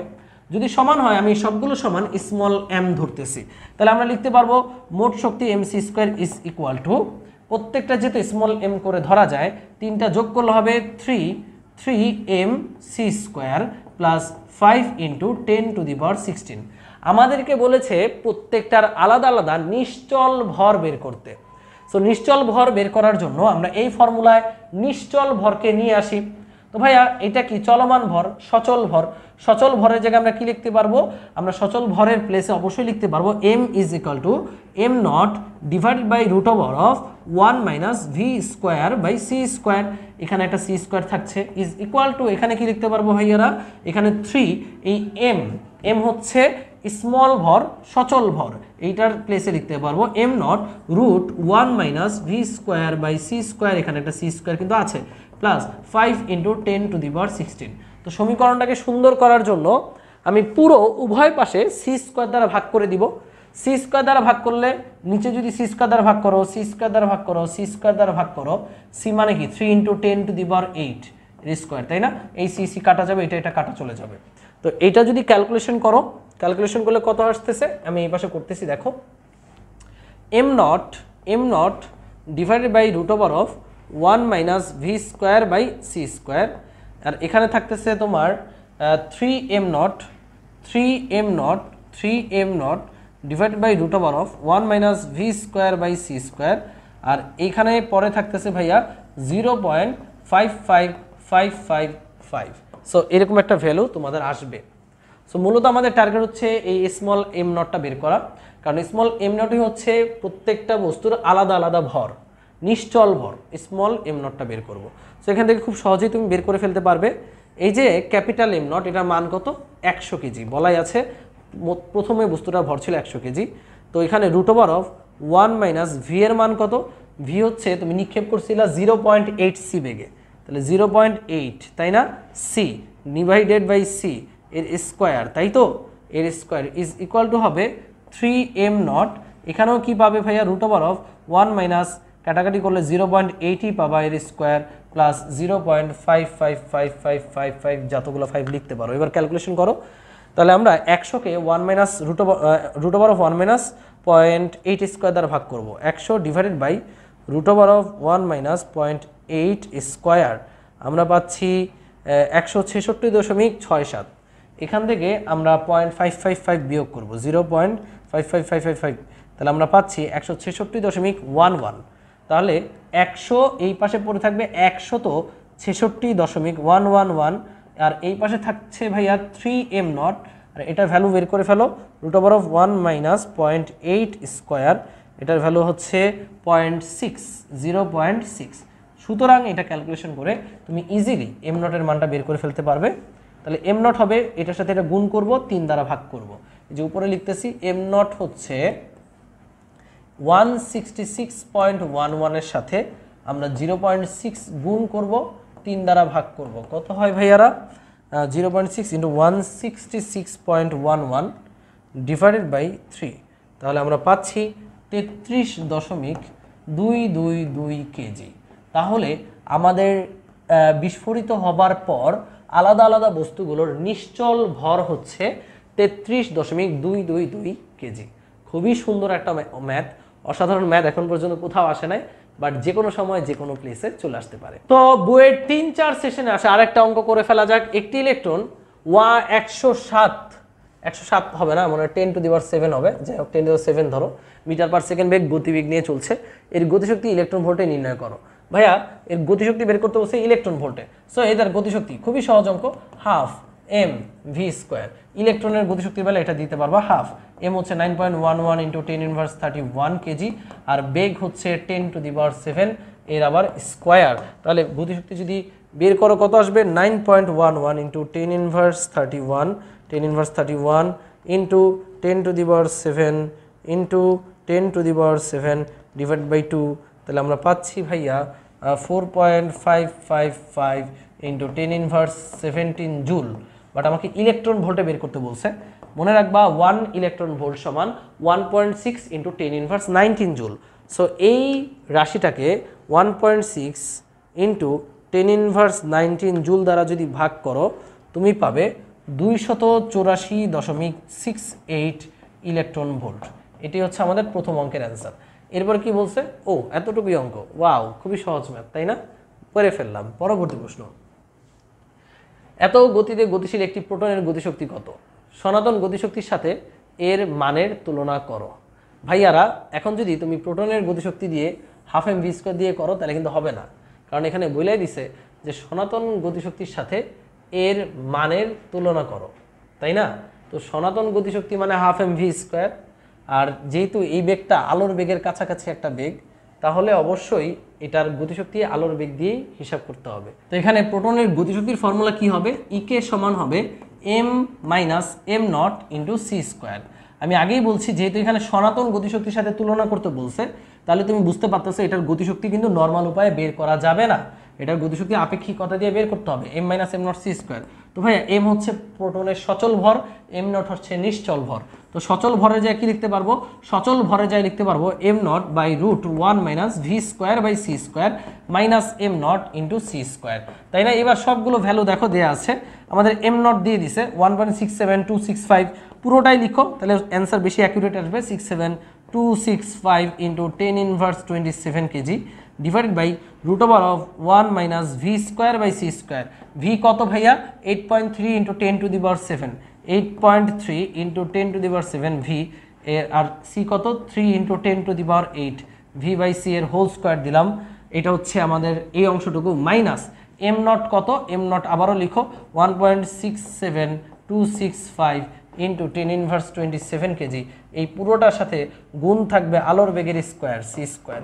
ক্যালকুলেশন করে বের করে ফেলো প্রোটনের গতিশক্তিটা কত, প্রোটনের গতিশক্তিটা কত 1.67, আচ্ছা ফার্স্টে নিচেরটা বের করি, 8.3 into 10 to the power 7 divided by 3 divided by 10 to the power 8, এটার করবো স্কোয়ার স্কোয়ার, এটা 1 থেকে বিয়োগ করব, 1 থেকে বিয়োগ করে এটা রুট করব, রুট করে এই জিনিসটাকে 1.67265 ইন্টু 10 ইনভার্স 27টাকে এই অ্যান্সারটা দ্বারা আমরা ভাগ করে দেব। আমরা এখান থেকে বিয়োগ করব এই অংশটুকু 1.67265 ইন্টু 10 ইনভার্স 20 ইন্টু 10 ইনভার্স 27, আমি তো ক্যালকুলেট করতেছি, ক্যালকুলেশনটা একটু কঠিন আছে, ইন্টু 10 ইনভার্স 27 ক্যালকুলেট করলে আমরা পাবো, যা পাবো তার সাথে আবার সি স্কোয়ার গুণ দিব, 3 ইন্টু 10 টু দি পাওয়ার 8 দুইবার গুণ দিব, into 3 into 10 to the power 8। So আমরা আলটিমেটলি পাচ্ছি ফোটনের মানে প্রোটনটির গতিশক্তি পাচ্ছি 6.114 ইন্টু 10 ইনভার্স 12 জুল। তো এটা হচ্ছে আপেক্ষিকতার তথ্য অনুসারে গতিশক্তি। এবার আমরা সনাতনীয় গতিশক্তি বের করব, তারপর তার তুলনা করব। তো সনাতনীয় গতিশক্তি হচ্ছে EK is equal to half M V square, তো এম নট ভি স্কোয়ার দাও, হাফ এম নট কত ভাইয়া, এম নট হচ্ছে 1.67265 ইন্টু 10 ইনভার্স 27, আর ভি কত বলা আছে 8.3 ইন্টু 10 টু দি পাওয়ার 7 এর স্কোয়ার। ক্যালকুলেট করে দেখো 8.3 ইন্টু 10 টু দি পাওয়ার 7 এর আবার স্কোয়ার, এর সাথে গুণ দিব 1.67265 ইন্টু 10 ইনভার্স 27 এইটাকে ভাগ করব 2 দ্বারা, তাহলে আমরা পাচ্ছি 5.761 ইন্টু 10 ইনভার্স 12 জুল। তো ভাই এটা সনাতনীয়, আর এটা হচ্ছে তোমার আপেক্ষিকতার ফলশ্রুতিতে আমরা যেটা পেয়েছি। তাহলে এই দুইটার তুলনা কিভাবে করব, জাস্ট অনুপাত করে দিব। অনুপাত কিভাবে করব ভাইয়া, এটা ইকে প্রাইম, এটা হচ্ছে ইকে, তাহলে EK prime divided by EK is equal to what, দেখো এই জিনিসটাকে ওইটা দ্বারা ভাগ করো, 6.114 ডিভাইডেড বাই 5.761, তাহলে আমরা পাচ্ছি 1.06। তাহলে বুঝতে পারতেছি আমাদের দুইটা গতিশক্তির অনুপাত হচ্ছে 1.06। অঙ্কটা সহজ, জাস্ট ক্যালকুলেশনটা একটু প্যারা, অনেক বড় ক্যালকুলেশন, দ্যাটস ইট। ইঞ্জিনিয়ারিংয়ে যেহেতু আসছে তো ক্যালকুলেশন তো থাকবেই। পরবর্তী প্রশ্ন, দ্রুতগতি সম্পন্ন একটি বস্তু দ্রুতি কত হলে বস্তুটির গতিশক্তি তার মোট শক্তির 1/5 হবে? এটা তোমরা করবে, আমি একটু হিন্টস দিয়ে দিই। বস্তুটির গতিশক্তি মোট শক্তির 1/5। ভাইয়া গতিশক্তি মানে কি? গতিশক্তি মানে ইকে, ইকে হচ্ছে M minus am not C square into C square, M minus am not into C square. তাহলে বলছে এই যে গতিশক্তিটা M minus am not C square, এই গতিশক্তি হবে মোট শক্তির 1/5, তার মানে 1/5 এম সি স্কোয়ার, তাই না? তো এখান থেকে আমরা লিখতে পারবো M C square minus am not C square is equal to 1/5 M C square. So আমরা যদি দেখি এখানে M C square minus 1/5 M C square কত হবে, 4/5 M C square is equal to M not C square. C square কাটা দিলে আমরা পাচ্ছি 4/5 is equal to M not by M. So M not by M এর অনুপাতটা তুমি জানো। এবার M is equal to M not by root 1 minus V square by C square. এখানে এম নটের নিচে এমকে নিয়ে আসবা, এইটাকে এদিকে নিয়ে আসবা, এম নট বাই এম এর অনুপাত জানো 4/5, বসিয়ে বেগের মানটা বের করবা। খুবই সহজ অঙ্ক। পরবর্তী প্রশ্ন, সি বাই রুট 2 বেগে একটি কণার চলমান একটি কণার গতিশক্তি ও মোট শক্তি কত? এটা ই লিখে দিছে, এটা হবে সি। c/√2 বেগে চলমান একটি কণার গতিশক্তি মোট শক্তি কত? তো ভাইয়ারা গতিশক্তির ফর্মুলা অলরেডি তোমরা জেনেছো, ইকে সমান সমান mc² - m0c², তাই না? এটা বারবার লিখছি আমি। তাহলে কত বেগে চলমান? c/√2 বেগে। এটা কি ভাই চলমান ভর না? চলমান ভরকে আমরা কি লিখতে পারবো? m0√1 - v²/c²। ভি কত? c/√3 আর এখানে c এর উপরে কি ভাইয়া হোল স্কয়ার, এটা হচ্ছে আবার লগে আছে কে c² সাথে আছে, তাই না? Minus m0c²। এবার দেখো ক্যালকুলেশন করো, এই c কাটা 1/√3² মানে 1/3, 1 - 1/3 মানে 2/3, √2/3 মানে কত? তাহলে m0, আচ্ছা √2/3 মানে হচ্ছে √3/2, m0c² মাইনাস m0c²। m0c² যদি আমরা কমন নিই, m0c² যদি কমন নিই আমরা পাবো √3/2 মাইনাস 1। তাহলে √3/2 মাইনাস 1 আমরা পাচ্ছি ভাইয়া 0.224 m0c²। তাহলে অ্যান্সার হচ্ছে 0.224 m0c²। এটা হচ্ছে আমাদের কি শক্তি গেল? গতিশক্তি গেল। খুবই গুরুত্বপূর্ণ একটা অঙ্ক ভাই, পরীক্ষায় এইচএসসি পরীক্ষাতেও আসবে 0.224 m0c²। এবার মোট শক্তির পালা। ভাই মোট শক্তির ফর্মুলা কি? মোট শক্তির ফর্মুলা হচ্ছে E = mc²। তাহলে m কত? m অলরেডি তোমরা জানো, m এর মান হবে √3/2 m0। এই যে এখান থেকে বুঝতে পারতেছো, এই যে এই m এর জায়গায় কি পাইছো? m এর জায়গায় এই জিনিসটা পাইছো না? তাহলে m এর মানটা হবে √3/2 m0 c²। √3/2 মানে কত? √3/2, এটা মানে হচ্ছে 1.224 m0c²। এটা হচ্ছে আমাদের মোট শক্তি, এটা হচ্ছে মোট শক্তি, এটা হচ্ছে গতিশক্তি। সো অস্থির একটা অঙ্ক, পরীক্ষায় আসার মতো ভাই। পরবর্তী প্রশ্ন দেখাও যে E² = p²c² plus m0² c⁴, যেখানে E হচ্ছে মোট শক্তি, p হচ্ছে ভরবেগ, m0 হচ্ছে স্থির ভর। এটা একটা প্রমাণ, কিন্তু প্রমাণটা অত্যন্ত গুরুত্বপূর্ণ রে বাপ। সো মনোযোগ দাও সবাই। ওকে, রেডি? বলছে দেখাও যে এটা মানে এনার্জি সমান p²c² plus m0² c⁴, p হচ্ছে ভরবেগ, m0 স্থির ভর, E হচ্ছে মোট শক্তি। সো ভাই আমি কিচ্ছু জানি না, বাট আমি তো এটা জানি m = m0/√1 - v²/c², তাই না? এবার ভাইয়া তোমরা আমাকে বলো তো, এই যে যদি উভয় পক্ষে স্কোয়ার করে দাও, যদি উভয় পক্ষে স্কোয়ার করে দেওয়া যায় m², আর এখানে হয়ে যাবে m0² / 1 - v²/c²। তো এটাকে একটু লসাগু করে দাও, m0², এটা লসাগু করলে নিচে হবে c² - v²। তো এটাকে যদি আরেকটু ক্যালকুলেশন করি, উপরে পাবো m0² c², নিচে পাবো c² - v² = m²। সো এবার আর গুণন করে দাও, আর গুণন মানে এটার সাথে এটা গুণ করবা, তাই না? তাহলে কি পাচ্ছি? m² c² minus m² v², এই যে ভরবেগ চলে আসছে কিন্তু, = m0² c²। এবার এই পুরো সমীকরণটাকে আমরা যদি c² দ্বারা গুণ করে দেই, তাহলে এখানে m0² c⁴ আসবে, তাই না? তো c² দ্বারা গুণ করে দাও, তাহলে m² c² দ্বারা গুণ করলে c⁴। আর এখানে যদি c² দ্বারা গুণ করো, তুমি পাবা m² c² v², তাই না ভাইয়ারা? আবার দেখো এখানে যদি c² দ্বারা গুণ করো m0² c⁴। তাহলে এবার খেয়াল করি, m² c⁴, তোমরা কি জানো? মোট এনার্জি E = mc²। তো E² মানে কি হবে? এটার উপর স্কয়ার করলে এটা স্কয়ার c⁴ হবে। তার মানে দেখো তো m² c⁴ মানে কি? মোট এনার্জির স্কয়ার মাইনাস m² v²। দেখো m² v², mv মানে ভরবেগ, mv মানে ভরবেগ, উভয়ের উপর স্কয়ার আছে, তার মানে p², লগে কে আছে? c², p²c² চলে আসলো, আর এদিকে পড়ে থাকবে m0² c⁴। So ultimately finally আমরা সমীকরণটা প্রতিপাদন করেই ফেললাম। সুতরাং E² সমান কত আসতেছে? এই এটাকে ওই পাশে নিয়ে যাও। E² সমান আসতেছে p²c² plus m0² c⁴, and this is the equation. Just এখানে একটা টার্নিং পয়েন্ট মনে রাখবা, c⁴ বানানোর জন্য পুরো উভয় পাশে c² দ্বারা গুণ করলে তো অপরাধ নাই, গুণ করে আমরা আমাদের কাঙ্ক্ষিত ইকুয়েশন পেয়ে গেলাম। এটা হচ্ছে মোট শক্তি, ভরবেগ এবং স্থির ভরের মধ্যে সম্পর্ক।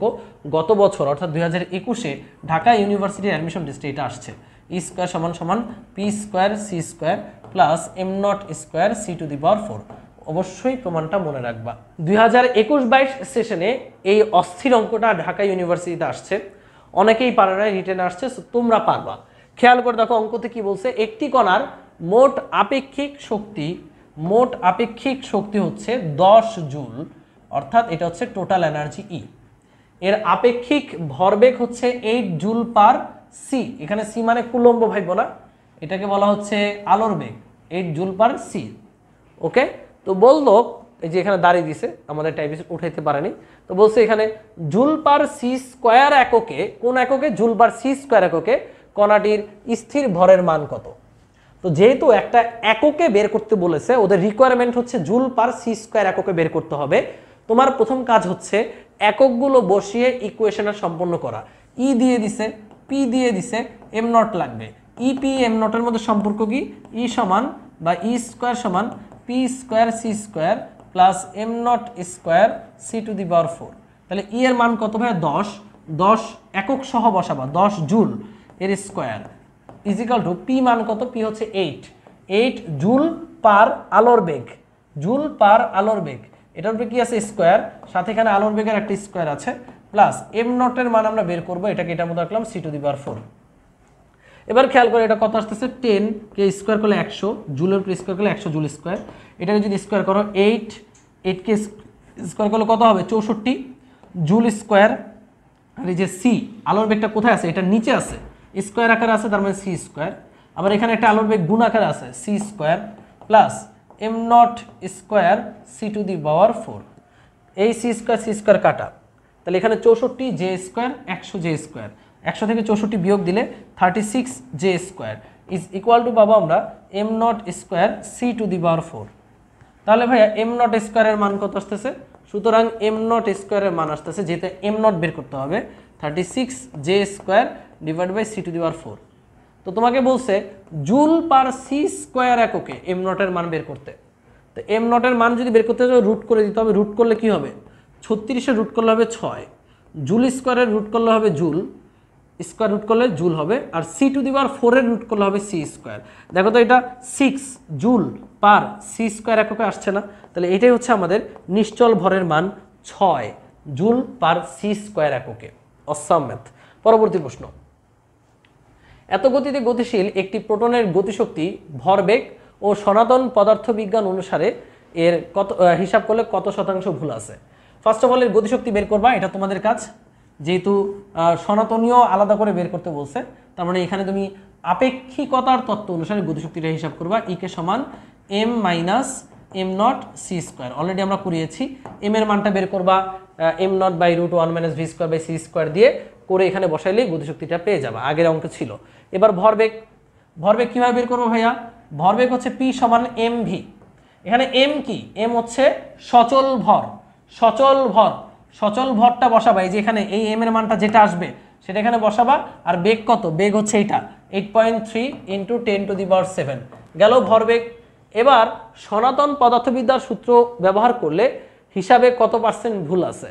তো ভাইয়া সনাতন হিসেবে তুমি গতিশক্তিটা হিসাব করবা ইকে সমান হাফ এম ভি স্কোয়ার দিয়ে, আর তুমি তো ইকেটা পাইছিলা আপেক্ষিকতার অনুসারে, তো এখানে এটার নাম দিলাম ইকে প্রাইম, এটা দিলাম ইকে, তাহলে কত শতাংশ ভুল, তাহলে ভুলের পরিমাণ হচ্ছে ইকে প্রাইম, বড়টা থেকে তুমি ছোটটা বিয়োগ করলা, এবার কত শতাংশ ভুল, এটাকে পার্সেন্টেজে নিতে হলে অবশ্যই ইকে প্রাইম দ্বারা ভাগ করে 100 দ্বারা গুণ দিতে হয়। ঐকিক নিয়ম এটা তোমরা জানো, যে ধরো এটার মান 100, এটার মান 60, তাহলে আমরা কি বলবো 100-তে ভুলের পরিমাণ 100 মাইনাস 60, সুতরাং 100 না, 100 ধরলে তো আবার 100 হয়ে যায়। ধরে নাও ইকে প্রাইমের মান হচ্ছে 10 নয়, এটার মান ধরে নাও 20, এটার মান ধরে নাও 15, তাহলে কি বলবা 20 এ ভুলের পরিমাণ 20 মাইনাস 15, তাই না, সুতরাং একে ভুলের পরিমাণ 20 মাইনাস 15 ডিভাইডেড বাই 20, সুতরাং 100-তে ভুলের পরিমাণ মানে পার্সেন্টেজে নিলে 100%, এটাই করছি আর কি, EK prime minus EK divided by EK prime into 100%, তো এটা হচ্ছে ভুলের পরিমাণটা চলে আসবে। এই অঙ্কটা অবশ্যই তোমরা কমপ্লিট করবা, যদি না করো তাহলে এই ভিডিও দেখার কোনো মানেই নাই। পরবর্তী প্রশ্ন, সি বাই রুট 2 বেগে চলমান একটি কণার গতিশক্তি, মোট শক্তি, ভরবেগ নির্ণয় করো। অলরেডি আমরা এটা করিয়েছি। 5 কিলোভোল্ট বিভব পার্থক্যে একটি ইলেকট্রনের গতিশক্তি কত? মুক্ত ইলেকট্রনের গতিশক্তি 2% এর তড়িৎ চুম্বকীয় বিকিরণ তৈরিতে খরচ হয়, তবে বিকিরণের তরঙ্গদৈর্ঘ্য কত? দেখো খুবই সুন্দর একটা অঙ্ক। 5 কিলোভোল্ট বিভব পার্থক্যে ইলেকট্রনের গতিশক্তি কত? তোমরা জানো ইলেকট্রনের গতিশক্তি, ফার্স্ট অঙ্কটা করি আমরা। গতিশক্তি কে ম্যাক্স সমান কি ভাইয়া লিখতে পারবো ই ইন্টু বিভব পার্থক্য। তাহলে এখানে গতিশক্তি কত বের করতে বলছে, তাহলে ভাইয়া কে ম্যাক্স হচ্ছে ই ইন্টু ভি। ই কত 1.6 ইন্টু 10 ইনভার্স 19, আর ভি হচ্ছে বিভব পার্থক্য 5 কিলোভোল্ট অর্থাৎ 5000 ভোল্ট। শেষ। তাহলে ইলেকট্রনের গতিশক্তি তুমি পেয়ে গেলা, এটা হচ্ছে অ্যান্সার। এরপর বলছে মুক্ত ইলেকট্রনের গতিশক্তির 2% যদি তড়িৎ চুম্বকীয় বিকিরণের খরচ হয়, বিকিরণের তরঙ্গদৈর্ঘ্য কত? সো ভাইয়া আমরা গতিশক্তিটা একটু হিসাব করি। 1.6 ইন্টু 10 ইনভার্স 19 ইন্টু 5 ইন্টু 1000, তো তুমি পাইছো 8 ইন্টু 10 ইনভার্স 16 জুল, তাই না? তো এই গতিশক্তির 2% তড়িৎ চুম্বকীয় বিকিরণ তৈরিতে খরচ হয়। তাহলে বিকিরণ তৈরিতে খরচ হচ্ছে কত? বিকিরণ তৈরিতে খরচ হচ্ছে কতটুকু এনার্জি? খরচ কতটুকু এনার্জি? এই টোটাল এনার্জির 2%, অর্থাৎ 8 ইন্টু 10 ইনভার্স 16 এই জুলের 2%, 2/100 এত জুল পরিমাণ শক্তি বিকিরণ তৈরিতে নিঃশেষ হয়ে যাচ্ছে, তাই না? ইন্টু 2 ডিভাইডেড বাই 100 আমরা পাবো 1.6 ইন্টু 10 ইনভার্স 17 জুল। তাহলে এই পরিমাণ শক্তিটা বিকিরণ তৈরি করছে। তাহলে এই বিকিরণের তরঙ্গ দৈর্ঘ্য কত? সো দেখো এইটা হচ্ছে সেই এনার্জি যে এনার্জিটা বিকিরণ তৈরি করে, আর বিকিরণের এনার্জি সমান লিখতে পারবো আমরা HF বা HC বাই ল্যামডা। আমাদের ল্যামডার মানটা বের করতে হবে, যেহেতু তরঙ্গ দৈর্ঘ্য চেয়েছে। তাহলে ল্যামডা হবে কত ভাইয়া? ল্যামডা হবে HC ডিভাইডেড বাই এই এনার্জি 1.6 ইন্টু 10 ইনভার্স 17। ক্যালকুলেশন করে দেখো H কত? 6.636 into 10 inverse 34 into 3 into 10 to the power 8 divided by 1.6 divided by 10 inverse 17। তাহলে বিকিরণের তরঙ্গ দৈর্ঘ্য পাচ্ছি 1.24 10 ইনভার্স 8। ন্যানোমিটারে নিলে 10 ইনভার্স 9 দ্বারা ভাগ করে দিচ্ছি, আমরা পাবো হচ্ছে 12.44 ন্যানোমিটার। এটা হচ্ছে বিকিরণের তরঙ্গ দৈর্ঘ্য।